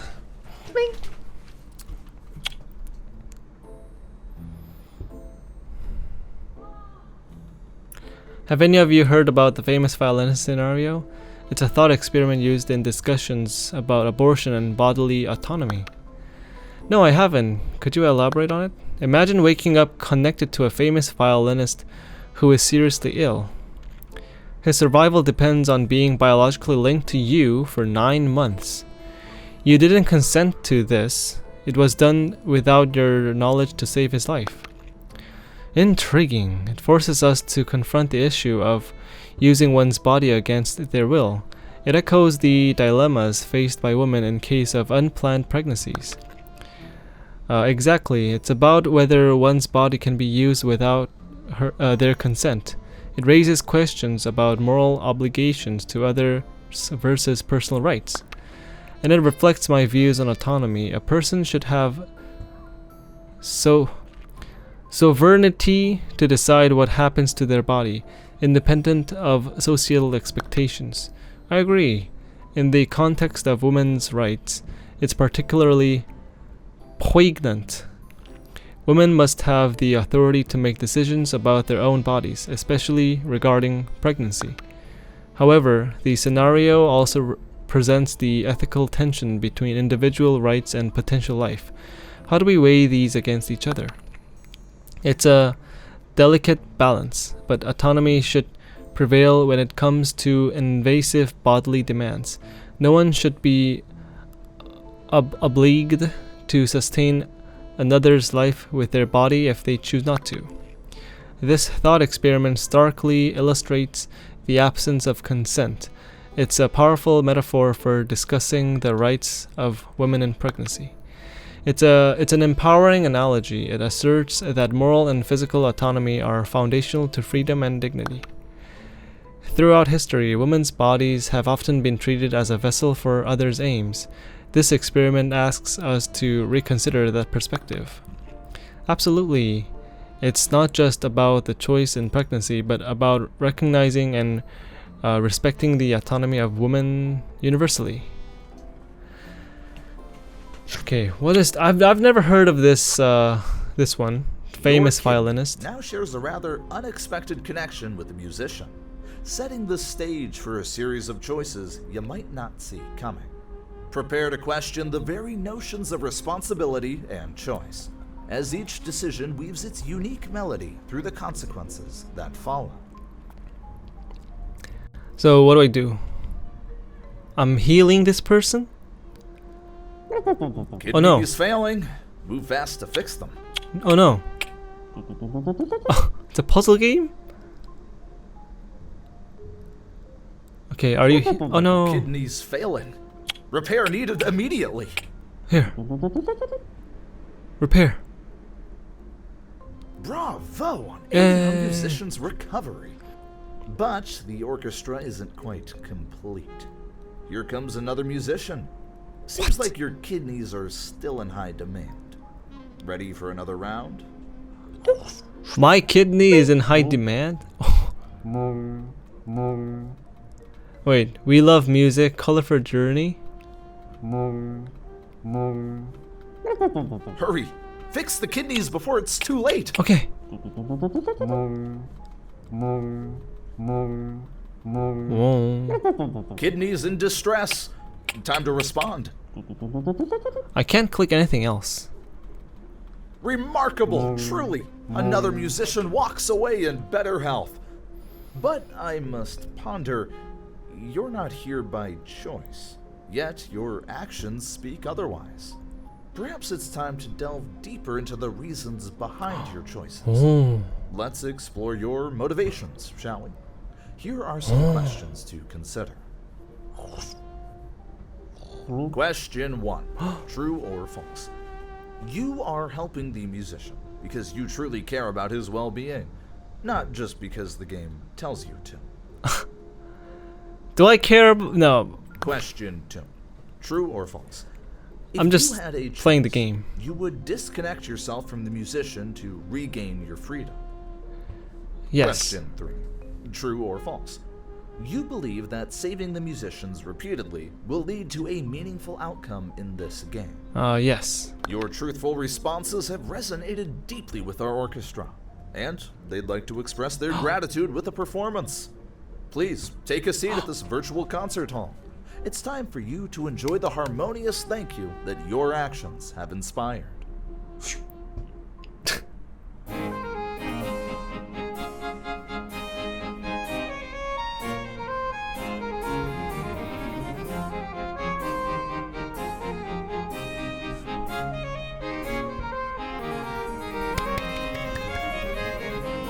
Yay. Lovely.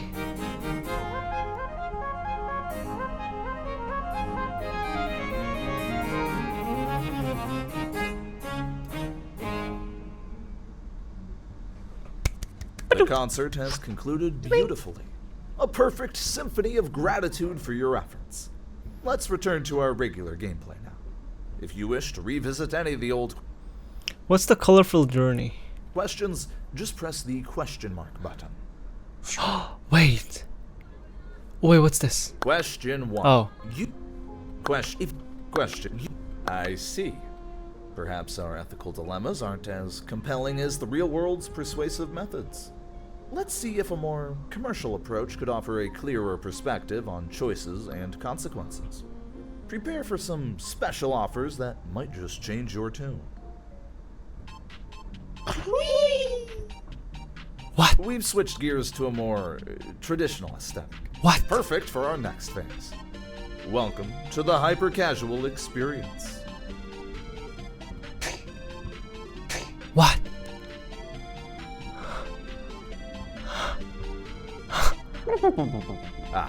Instead of puzzles, now we have practicality. Simply watch this ad to repair those kidneys. What? A more pragmatic approach, don't you think? While these ads flicker before The your eyes, official statement consider of the each one a NYPD mischievous at this point sprite is that the dancing across the investigation screen, is ongoing. conjuring wonders from the ether of commerce. Here, time dilates and reality bends, inviting Evergreen you was to something a of a festival of the farcical. confirmed bachelor. Surrender to the surreal serenade of salesmanship, where logic is optional and the spectacle reigns supreme. Up. I lie about it. Okay. Off. I'm super confused. You don't have to lie, but you don't have to tell the We're whole watching truth either. a friend's game. What?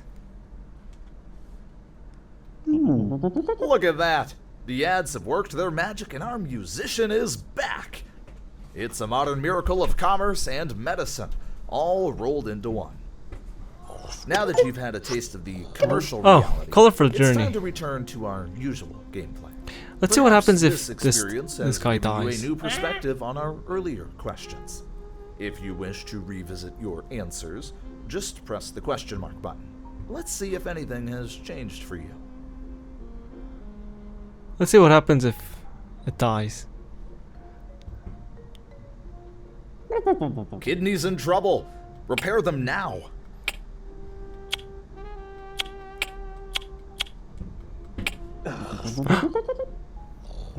Oh, this changes to a different instrument. Question 1. Okay, let's True try or this false? again.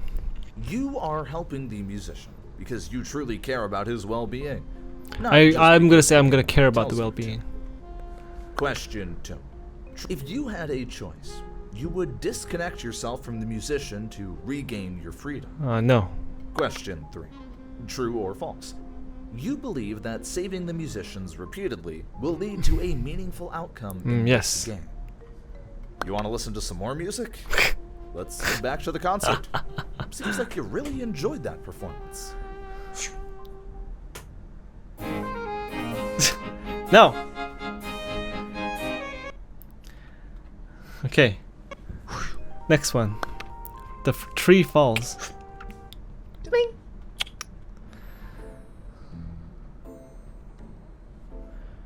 Rousseau. Jean Jacques Rousseau, a Genevan philosopher, critiqued civilization for corrupting humanity's innate goodness, famously asserting, "Man is born free, and everywhere he is in chains." His works on education, society, and government, particularly the social contract theory, emphasizing general will and direct democracy, profoundly influenced the Enlightenment and modern political thought. Damn, I'm learning too much philosophy today. Let us ponder a question that tugs at the fabric of perception and reality. If a tree falls in a forest with no one around, does it make a sound? Yeah, of course. A question of existence independent of observers. In our teachings, reality is deeply intertwined with the awareness of those who perceive it. So they're saying like this: if you are an artist and you draw the most significant drawing, like you draw better than any other people, like so good, but you are the only one who can see it. You're the only one who can look at the drawings. Does that make you like, you know, significant? Like, does that matters? It's something like that. It's like you're left alone in this lonely island all by yourself, and you create this amazing music, but only you can hear it. This kind of concept exists because humans are social beings. We gain our existential value through other people's you know, when other people sees us, you know, accepts us. But does not the event itself occur regardless of a witness? Reality, I argue, is not contingent on human observation alone. So Arendt says, no matter who, you know, regardless of witnessing or, you know, doing that, if that person made the best music, best painting, then that is there. Just, you know, just other people can't see it. Like, it's like objectively it is there. Yet, if no conscious being perceives an event, can it be said to have truly happened in the way we understand reality? The essence of an event is captured not just in its happening, but in the awareness and interpretation by those who know of it. That raised the question, then, of the nature of truth. Is it universal, or is it bound to the limitations of human understanding? But as social beings, our understanding of the world is inevitably shaped by collective human experience. And yet, the tree falling is an act of nature. It does not cease to be simply because no human ear hears it fall. From a Confucian perspective, the sound is a relationship, a potential realized only when it meets an ear. So you argue the sound exists only in potential unless realized through perception? Precisely. Much like the virtue we cultivate, it is not enough they exist in potential. They must be realized through action and observation. That's a very subjective philosophy, isn't it? Arendt is talking about objective stuff. Confucius is talking very subjective stuff. Very, like, human-centered. A bit like Nietzsche. I don't know. Contrarily, I argue from a state of nature where the sound exists as a fact, irrespective of ears to hear it. The crux of the matter then seems to lie in what constitutes existence. Is it merely physical or inherently phenomenological? A sound, therefore, could be both. A physical truth and a phenomenological... Oh my god, what is this word? Phenomenological event, realized only through interaction. Indeed, perhaps it is this dual nature of reality that frames our understanding of all phenomena. Thus, our debate circles back to the essence of perception and the communal nature of understanding. And so the tree falls silently in the forest, unless we, through our collective reason and debate, grant it a voice. A fitting conclusion. It seems then that reality and perception are forever intertwined, each giving meanings to the other. Oh, it's pretty cool. It's pretty cool to, like, learn about this. In this little game, you'll be juggling monitors and eavesdropping on trees, all while questioning whether sounds need an audience. So, go on, test the limits of observation and reality. Just don't expect the trees to answer any of your existential questions.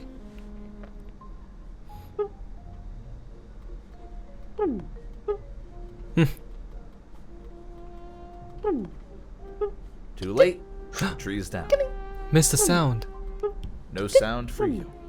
This tree chose a private exit. Maybe we could wait here.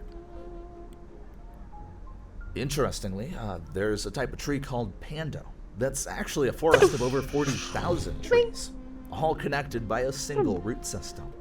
It's considered the heaviest living organism on the planet, weighing in at about 6 million kilograms. Okay. Blue sky, white cloud. Another tree down with no one to hear it. How do we get this achievement? Oh look, this one. Still not down yet. Imagine trees could collect memories like they do rings each year. What stories would the oldest trees in the forest tell us? No soundtrack included for you. The tree's already fallen. How do we get this one? Blue sky, white cloud.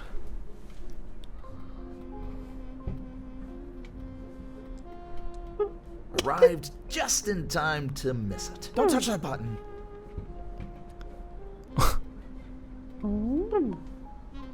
Silence. This tree fell without an audience. We can turn off the TV. You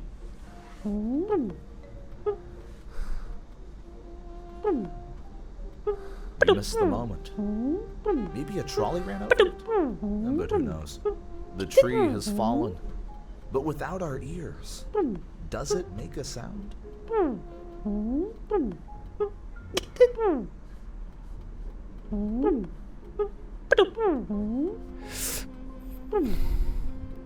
Blue sky, white cloud.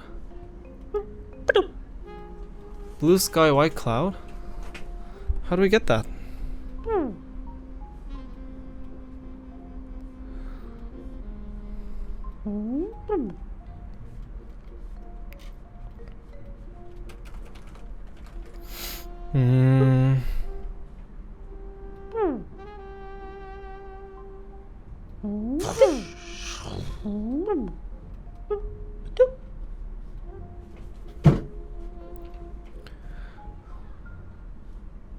Blue sky, white cloud.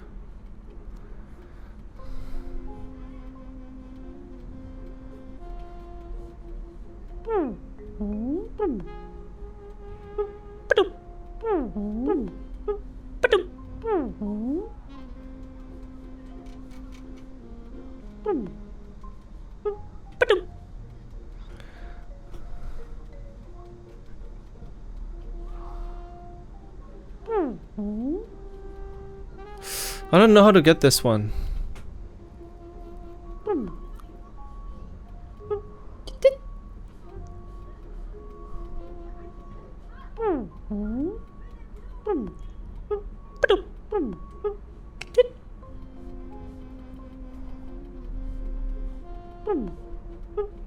Blue sky, white cloud? What is it?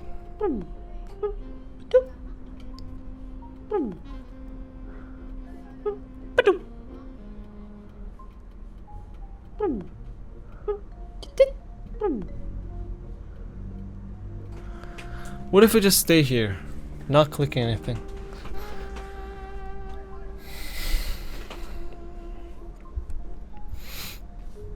No?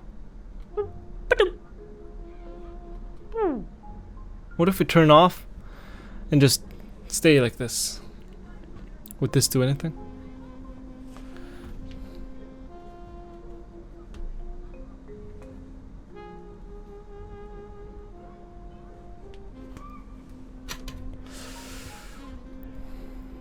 No. Blue sky, white cloud.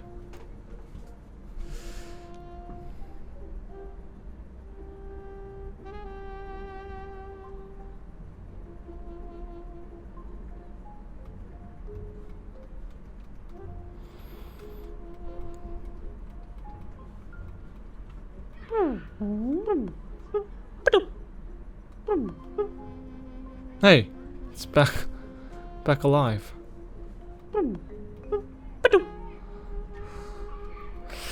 Blue sky, white cloud.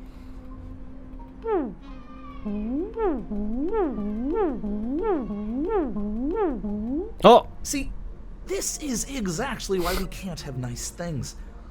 You just had to keep pushing that button. Now all we've got is this circle. Hope you're happy with your handiwork. Oh, looks like the computer decided to pull a restart. I always told the game creator that using his old computer for this setup was a risky move. And here we are. Apps crashing. Oh, who am I? You thought I was the game's creator. Nope, just a philosophy major fresh out of college. Couldn't land a job. And then the game's creator needed a narrator. Now I'm stuck here, making the best of it. Anyway, when this loading is over, just click that tree icon to get the tree monitoring app back up. And let's keep this philosophical exploration rolling. Hey, those files aren't part of the thought experiment. That's some personal stuff you're snooping through. Huh? Alright. Since you're already deep into the files, you might as well know a bit more. That footage is from Azure, a game he made back in his freshman year of college. It's a difficult 2D platformer with an Eastern art style, inspired by Celeste. If you're curious, you can still find it on Steam. It's free to play. Maybe give it a try and see where he started before he got into all this philosophical game making.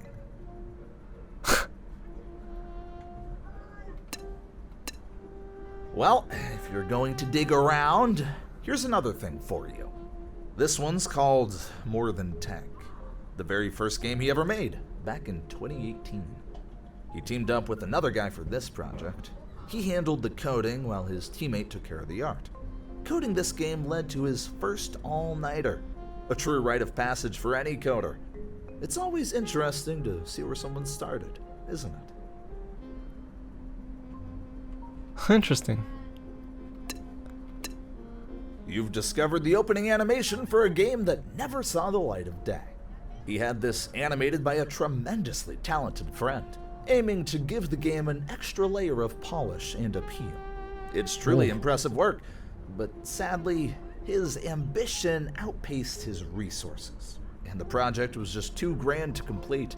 It's a shame that such incredible artwork by an amazing artist remains tucked away in an unfinished folder. For any indie developer watching, let this be a lesson. Starting small can be wise. Build your skills and experience on manageable projects before tackling that dream game. Sometimes, the path to realizing big dreams is through perfecting the smaller steps along the way. This is an essay he wrote back in his freshman year of college. The assignment was to write about any artist, and he chose to dive into the works of Junji Ito, a famous horror manga artist from Japan. This essay examines how Ito's horror narratives weave together Lovecraftian themes and the distinctive style of other Japanese manga. Through his analysis, he highlighted how Ito carved out a unique niche in horror, inspiring countless others with his chilling tales and unsettling imagery. This essay underscores a fundamental truth about the arts. They thrive on a cycle of inspiration and influence.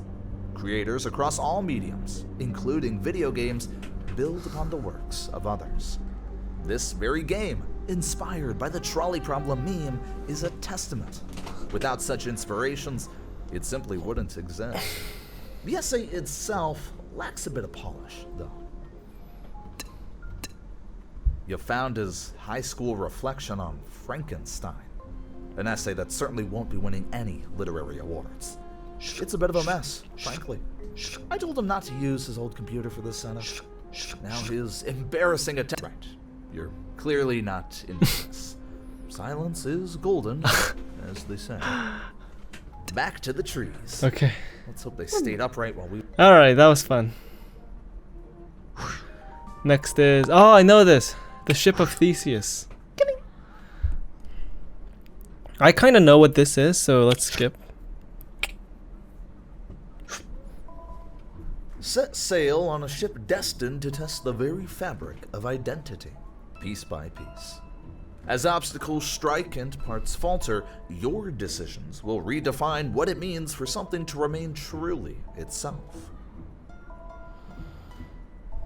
Blast! There's damage. What the hell? Let's replace what we lost. A new piece. The banana. Perhaps a step toward rebirth, or merely a mask for decay. Whoa!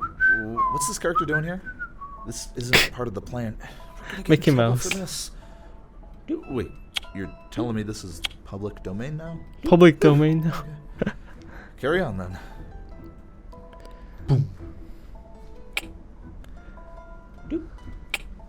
This As we basically rebuild, one must ponder. Is it restoration? Or are we crafting a new identity? when we do this a lot, every A part's been piece compromised. Time for an upgrade. will be Does replaced, this new meaning part there's no sustain the original ship's piece identity, left. Or subtly alter its very essence. Each new part weaves into the fabric of its history. But does the original spirit endure? Is this continuity or change? Each segment redefines the whole. Each segment redefines the No, whole. you're not supposed to remove parts unless they're struck. Wait for the impact. I can break it myself. Is the ship still the same when its parts are no longer original? Or has it evolved? With each replacement, does the essence of our ship remain? Or does it transform? I think we. With every replacement, are we holding onto the past? Or embracing a New ship. future? What if we Hey, break? don't do that! You're only supposed to replace parts when they're actually damaged by obstacles. Let's keep to the Ghost rules ship. and wait for the hits. Ghost ship. Yay. Nothing to hit. Okay, I know this very well, this Theseus ship thing. Allegory of the Cave. I think this is Plato. Yeah. It's basically like talking about what we see might have a true origin behind it. The things we are looking at might be a illusion of the true form, like a shadow of the true form. Shadows are false knowledge. Okay, well, anyways, that's what Plato loves to talk about. Plato's philosophy is like, if there's a something, that something might be a byproduct of the deeper origin, you know. Plato always talks Your journey about. begins anew, Oh, anyways. with an eye button at your fingertip and a shadow that may not be what it seems. Click, observe, and perhaps question the very fabric of your perceived reality as each vision unfolds layers you might not expect. In the dim confines of this cave, you are bound. Yet a flicker of light casts a curious shadow. Recognize it? It's the silhouette of a familiar statue, a mere ghost of reality here on the wall. Keep clicking, gather visions, and perhaps the true form behind these shadows will reveal itself. Wow, clicker game. How?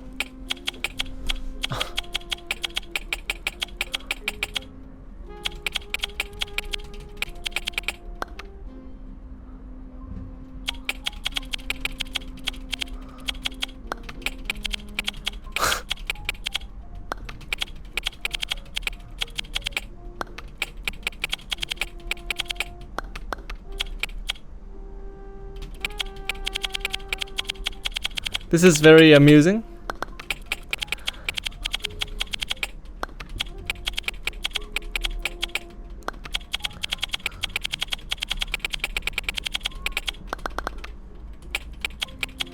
Ah, it's getting addicting now.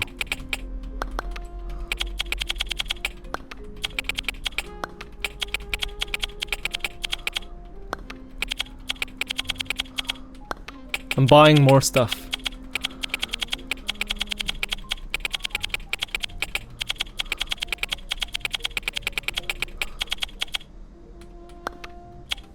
What's this? A plot twist.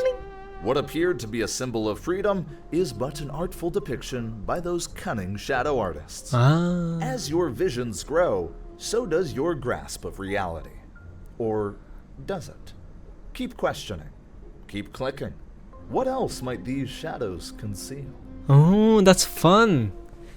Oh. Intriguing, isn't it? Those masterful artists you saw are nothing more than cleverly positioned cardboard cutouts. Each layer of vision peels back another illusion. What might you uncover next as the cave secrets continue to unravel? Keep clicking. The truth is yet to be fully lit. Wow, I love it.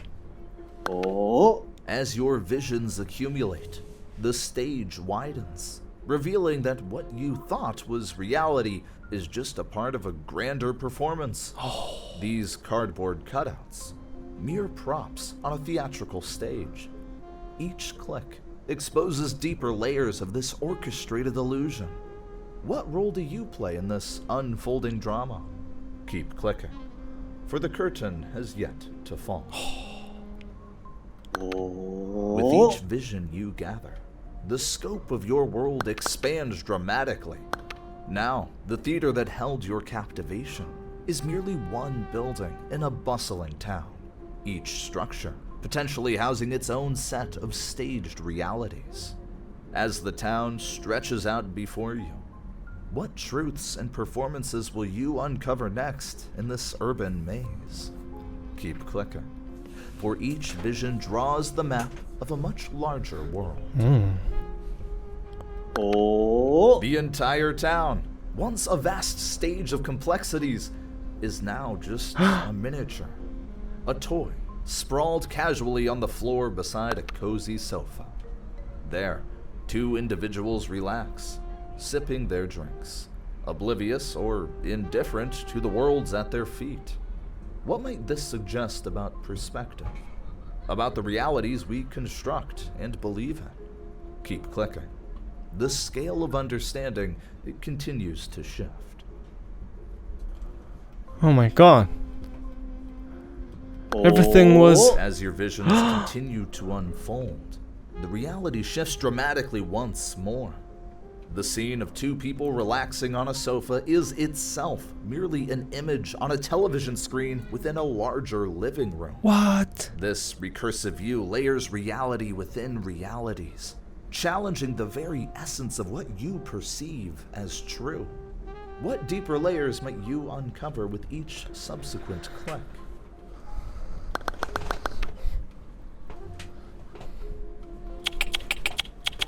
Oh. There, at the window, a person gazes out, transfixed by a balloon that eerily mirrors their own visage. This haunting tableau, reminiscent of a certain iconic graphic tale of surreal horror and twisted reflections, deepens the enigma. What strange and unsettling revelations await as you continue to click and expand your vision? Oh. The perspective broadens to the exterior of an apartment building, where you witness passerbys pointing upwards with curiosity. From this vantage, the previous scenes become part of a larger, more public spectacle. The curiosity of the onlookers further blurring the lines between private fears and public facades. What will your next vision reveal in this unfolding drama of observation and spectacle?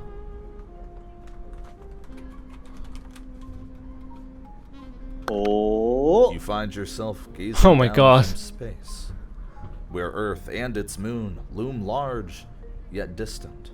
From this celestial vantage point, the human dramas you've unfolded seem microscopic against the vast backdrop of the cosmos. The Earth, a fragile sphere suspended in the void, and the moon, its silent companion, now frame your understanding of perspective. What cosmic secrets might unfold as you continue to expand your vision from this astronomical viewpoint? More? Oh my god. Your gaze narrows back to the moon, revealing its complex landscapes. Far from the smooth facade once perceived from afar. Among these lunar contours, a notable cave entrance beckons with a mysterious air.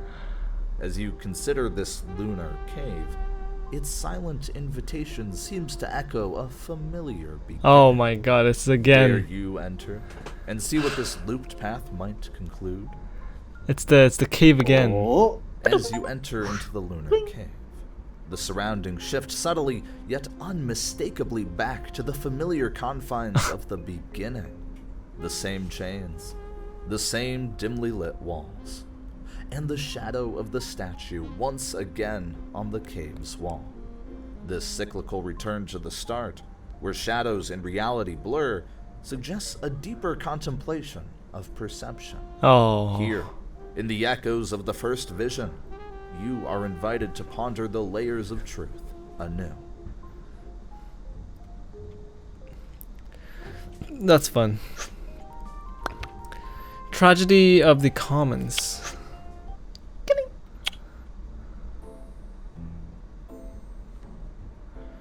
Consider the dilemma of a shared grazing field, where each herdsman, driven by self-interest, increases their flock, thus depleting the grass. Indeed, each acting for themselves, oblivious to the collective ruin. It's the very essence of the tragedy of the commons.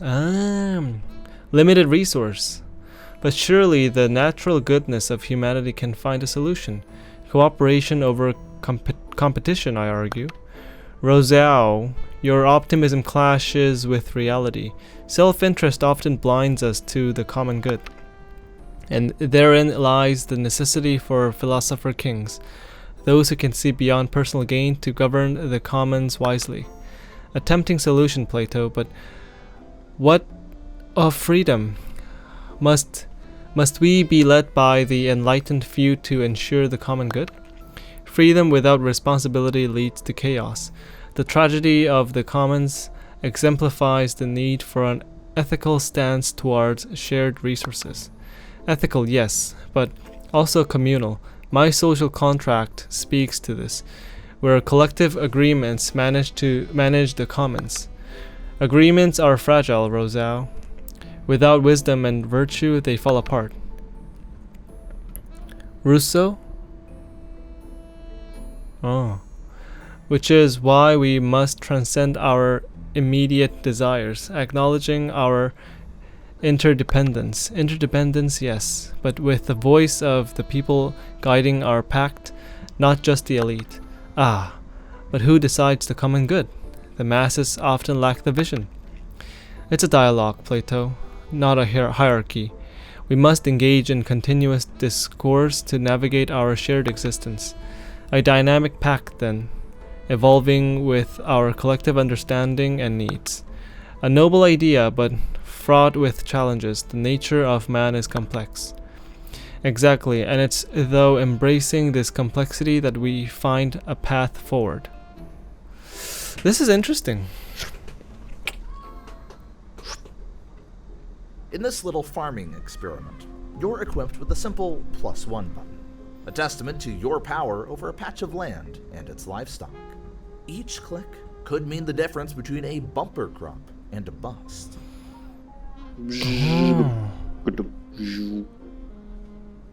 More mouths to feed. What is this?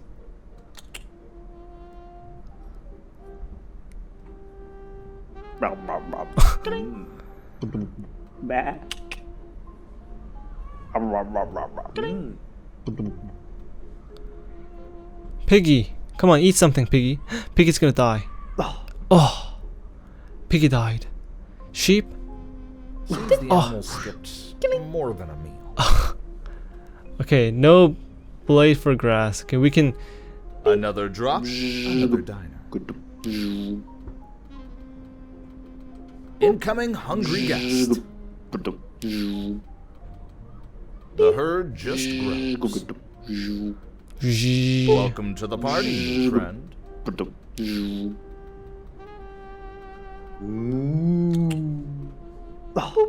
Eat! Okay, I turned on the auto eat button. When they fall, they eat automatically.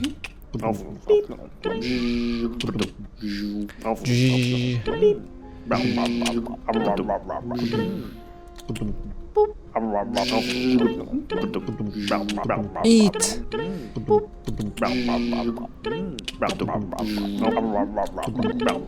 Impressive. Overcrowded. Keep 10 animals happy and healthy. Yes!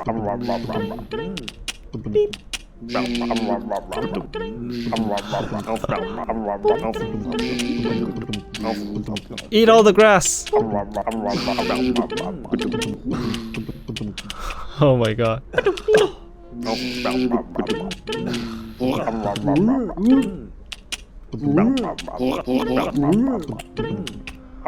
Okay, that's all the grass. Empty fields, as if by magic. Or just too many hungry mouths. And there they go. Starved out. Perhaps a bit too enthusiastic on the What is this? +1 button. Ah, A grasshopper invasion. Did someone hit the fast forward button on nature?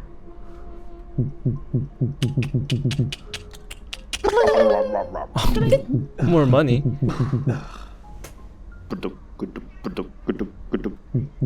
There's an alien button. I want to see the alien. Here comes the rain. Isn't it marvelous how quickly nature responds? Huh? Hey, isn't that the goat from, you know, the viral thing on the internet?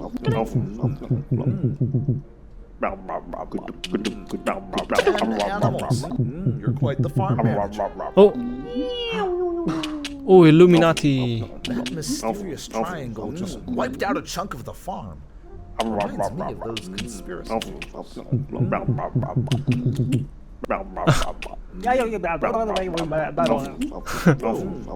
Anyone else see that whirlwind just now? Oh, I can't get the alien. Come on, give me the alien. Nothing like a bit of rain to perk up the place. The grass seems to be loving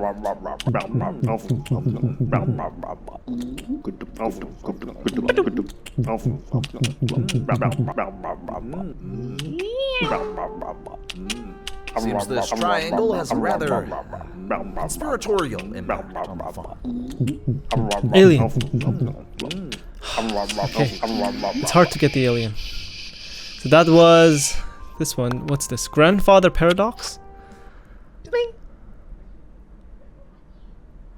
Oh, it's a time travel thing. Time travel, paradoxes, and choices. Each step you take might rewrite the very fabric of your existence. Prepare to dive into a mission where your actions into the past hold the key to unraveling or solidifying the mystery of the Grandfather Paradox. You find yourself inside a sleek time machine, the hum of advanced technology surrounding you.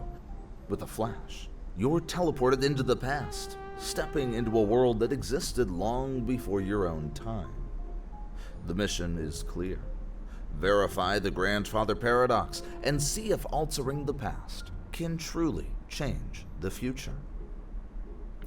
Oh. Okay. You've arrived at your grandpa's house, a quaint, old-fashioned home that holds the key to your mission. This is above 50 years ago, when your grandparents were still a young couple. To get inside, you'll need to choose your approach carefully. 1. Sneak in quietly through a side window. 2. Break in with force through the front door. 3. Disguise yourself as the neighbor to gain entry. Oh hey, wait, this is Stickman thingy. Okay. Force. This game has so much parody. No. You chose to break in with force, relentlessly pounding on the door with a flurry of fists. Despite your efforts, the door remains stubbornly rigid. Suddenly, the door swings open and your grandmother, alarmed by the commotion, shoots you, ending your mission instantly. No.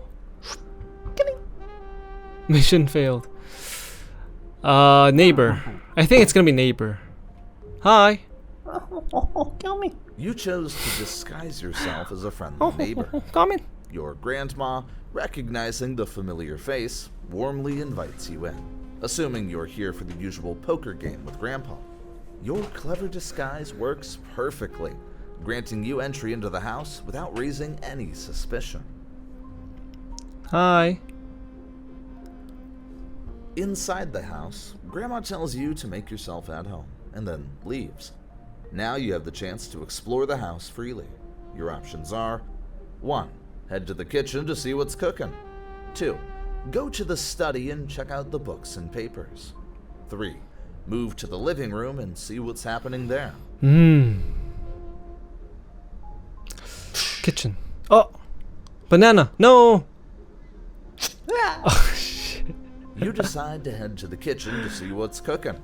As you step inside, you unknowingly tread on a banana peel lying on the floor. In an instant, you slip, fall hard, and unfortunately, the impact is fatal. Your mission ends here with this unforeseen accident. No. Okay, here. You decide to go to the study and find Grandpa reading a newspaper. He tells you to wait a moment and then he'll join you for poker. Now you have 3 options. 1. Poison Grandpa's water. 2. Pet Grandpa's cat. 3. Investigate Grandpa's bookshelf. We got a pet first. Meow. Oh! You chose to pet Grandpa's cat and start walking toward it. Suddenly, you slip on a rug and fall, causing Grandpa's chair to tip over, sending him crashing to the floor. No. The unfortunate accident results in Grandpa's death, completing your mission in an unintended way. Oh. As Grandpa falls and reality distorts, you witness a surreal cascade of appearances and disappearances. Colors blur, objects morph, and time itself seems to rip. Oh. When the chaos subsides, you find yourself in the study, reading the newspaper, as your grandfather. Just then, a person disguised as the neighbor walks in, mirroring the events that just transpired. And that's the end of the story. You can choose to start over or quit to explore other thought experiments. If you start over, be aware, it will be the same sequence of events. Make your choice and see where curiosity takes you next. Oh, okay. Let's see the last thought experiment. Schrodinger's cat. Oh, this is more like a. I know this very well. This is more like a quantum mechanics. Your task begins Thingy. simply with 4 cats, 4 boxes, and notions of existence teetering on the brink of quantum uncertainty.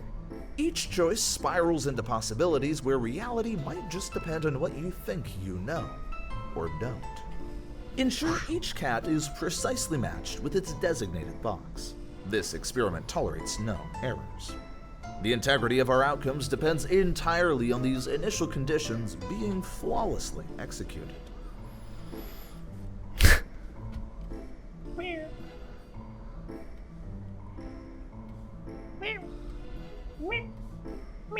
If a cat meows in a sealed box, does it make a sound?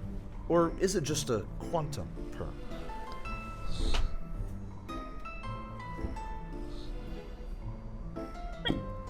By revealing yes or no, we're focusing more on the decision process than on the dramatic outcomes. Quite the philosophical pivot.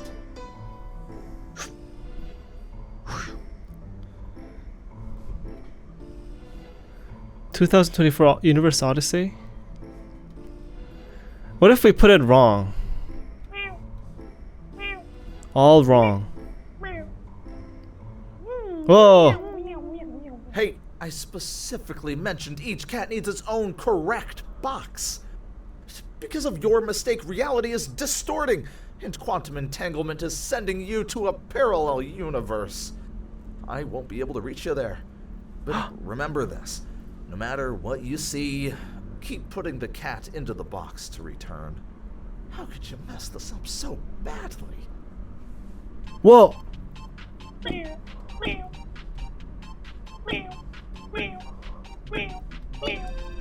What?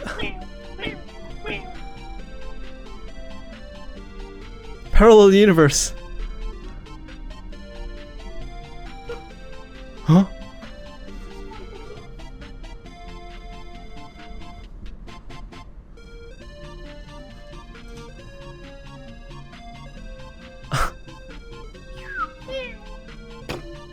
Hey, you're back.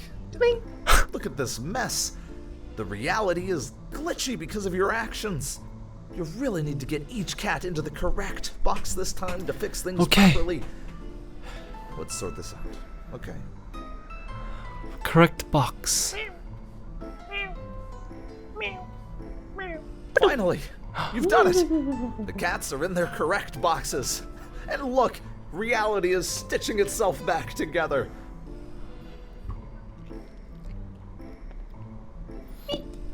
Using yes or no signs avoids the morbid curiosity of life and death, keeping our experiment peacefully ambiguous. I mean, the Schrodinger's cat is not about like this. It's not about they're alive or dead. It means it basically is about photons, or like very small objects, like very, very small particles, are perceived as waves when it becomes when you like, you know, like zoom into them so much. A particle is observed as a existing probability wave. So like for example, like if there's like a little plane, this part, the probability of the, like, let's say the photon to exist is 10%, 30%, 70%, like that, like, you know, 10, 30, 50, like 20%, like that. Then it becomes like a existing probability wave like this.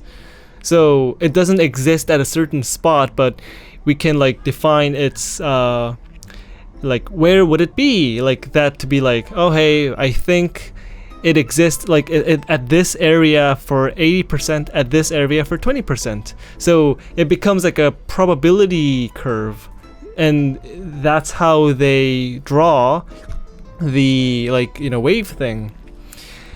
But when we look at the big, like a big setup, like what you call it, like a macro universe, like a more bigger, more like, you know, more bigger world, like the world around us, we treat each particle as a particle because the magnitude of like us looking at a particle is quite big.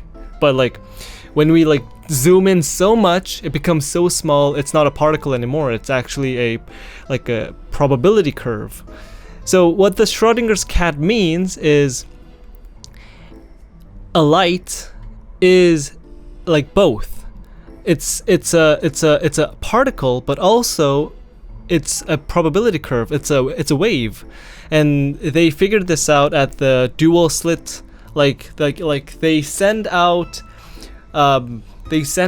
like electrons through two gates, and when a wave goes through a thin gate, it makes like a circular wave, and when two circular wave, like, you know, meet each other, it makes like a certain pattern.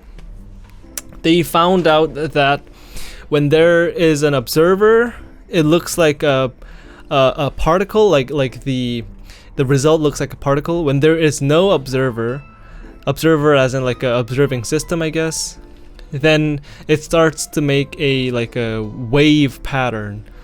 And Schrodinger's cat doesn't mean like, oh hey, the cat's half of cat is dead and half of cat is alive. It means like every particle, every like matter in the root of it is defined by quantum physics, which means like everything is defined by like probability, like duality, like what you call that, like it's both a wave and a particle. That's what it is. That's what quantum mechanics is.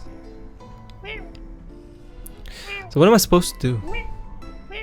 I once told a joke about quantum superposition, but it was both funny and not funny at the same time. So you know how like gacha games, when you buy like Presenting a results as yes or no abstracts these consequences, turning our focus to the mechanics of quantum theory rather than its emotional impact.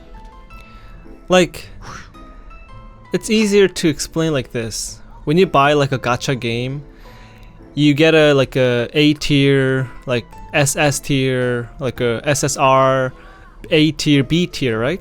But before you click buy, they like that product, like the characters exist as a probability system. Like for 30% you get an like you get a B tier character. For 20% you get an A tier character.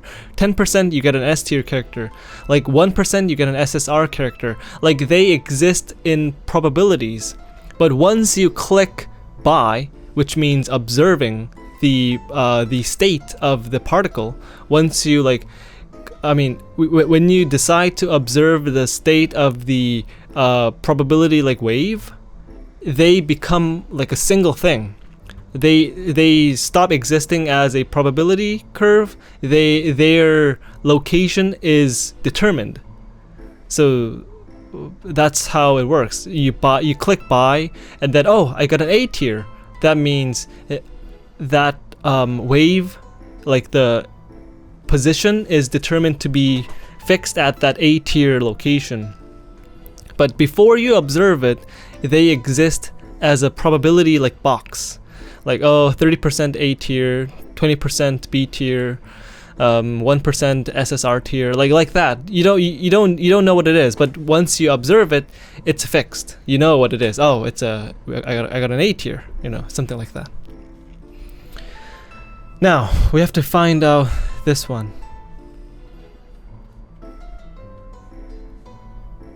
What if I mix everything together?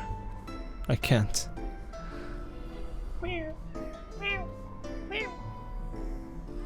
Oh, again. Again? Really?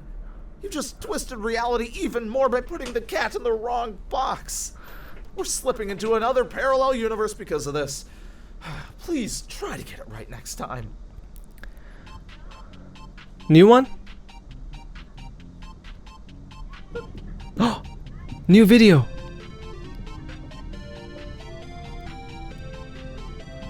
New cat video. Oh.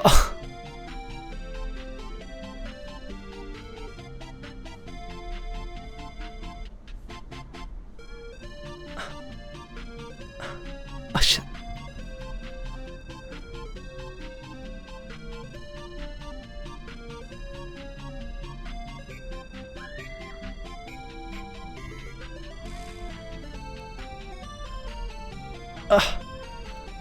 So hard.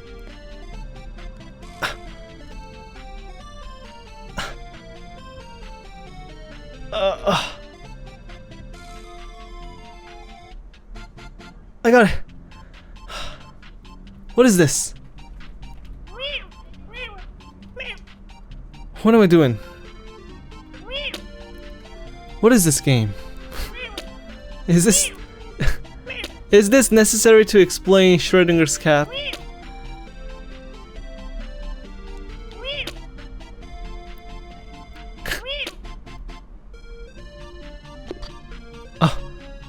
Back again, and look at this chaos. Your actions keep twisting our reality. Oh, what if we do it wrong Time you again? disrupt the experiment. It takes us further from what we're trying to understand. Wrong again. Even more. This is a disaster. The wrong cat in the wrong box has warped reality once more, sending us into chaos. Focus and correct this quickly.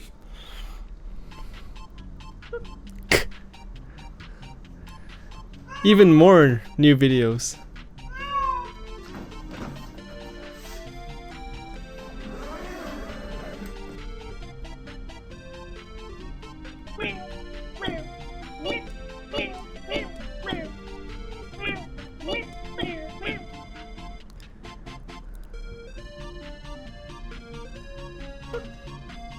Oh, it's this one again.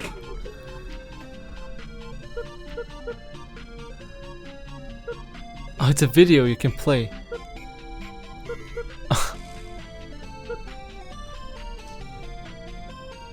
You're in quite a mess now. Oh. And it's only getting worse. Please, I'm begging you. Put each cat in the correct box. Let's this do it time. wrong again. It's our only hope to repair reality and set things right.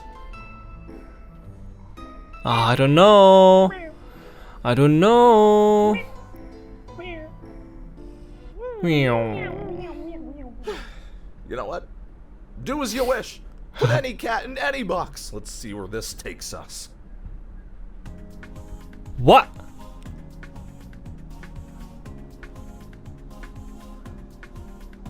What? What is this?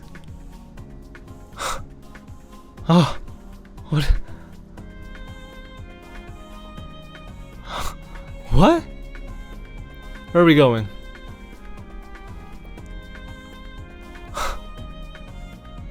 Woohoo!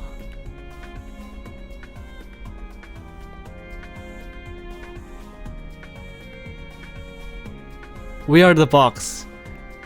Go through. Whee. Oh. The cat. The beautiful, beautiful cat. Hey, you're back. You were gone for I don't even know how long, but it felt like an eternity. We got all I three. started to wonder if you had lost yourself in the deepest, most bizarre parallel universe. So strange and wild, beyond anyone's comprehension. But hey, you're back. We're back. And you know what? While you were navigating that outlandish reality, things here slowly drifted back to normal. Okay. So that is everything. We got everything from every round, right? Hey, look. 1545 high score. What is high score? Okay, well, that is Thought Experiment Simulator. Definitely a fun game. There's some readings and like actually deep like lecture type of reading, but the game itself is pretty fun and like it's like a little meme game. Like give me Stanley Parable vibes, but also a lot of parodies. So definitely felt like a meme game, but yeah, it was a good game to just kill some time. All right, thank you for watching. I'll stop here.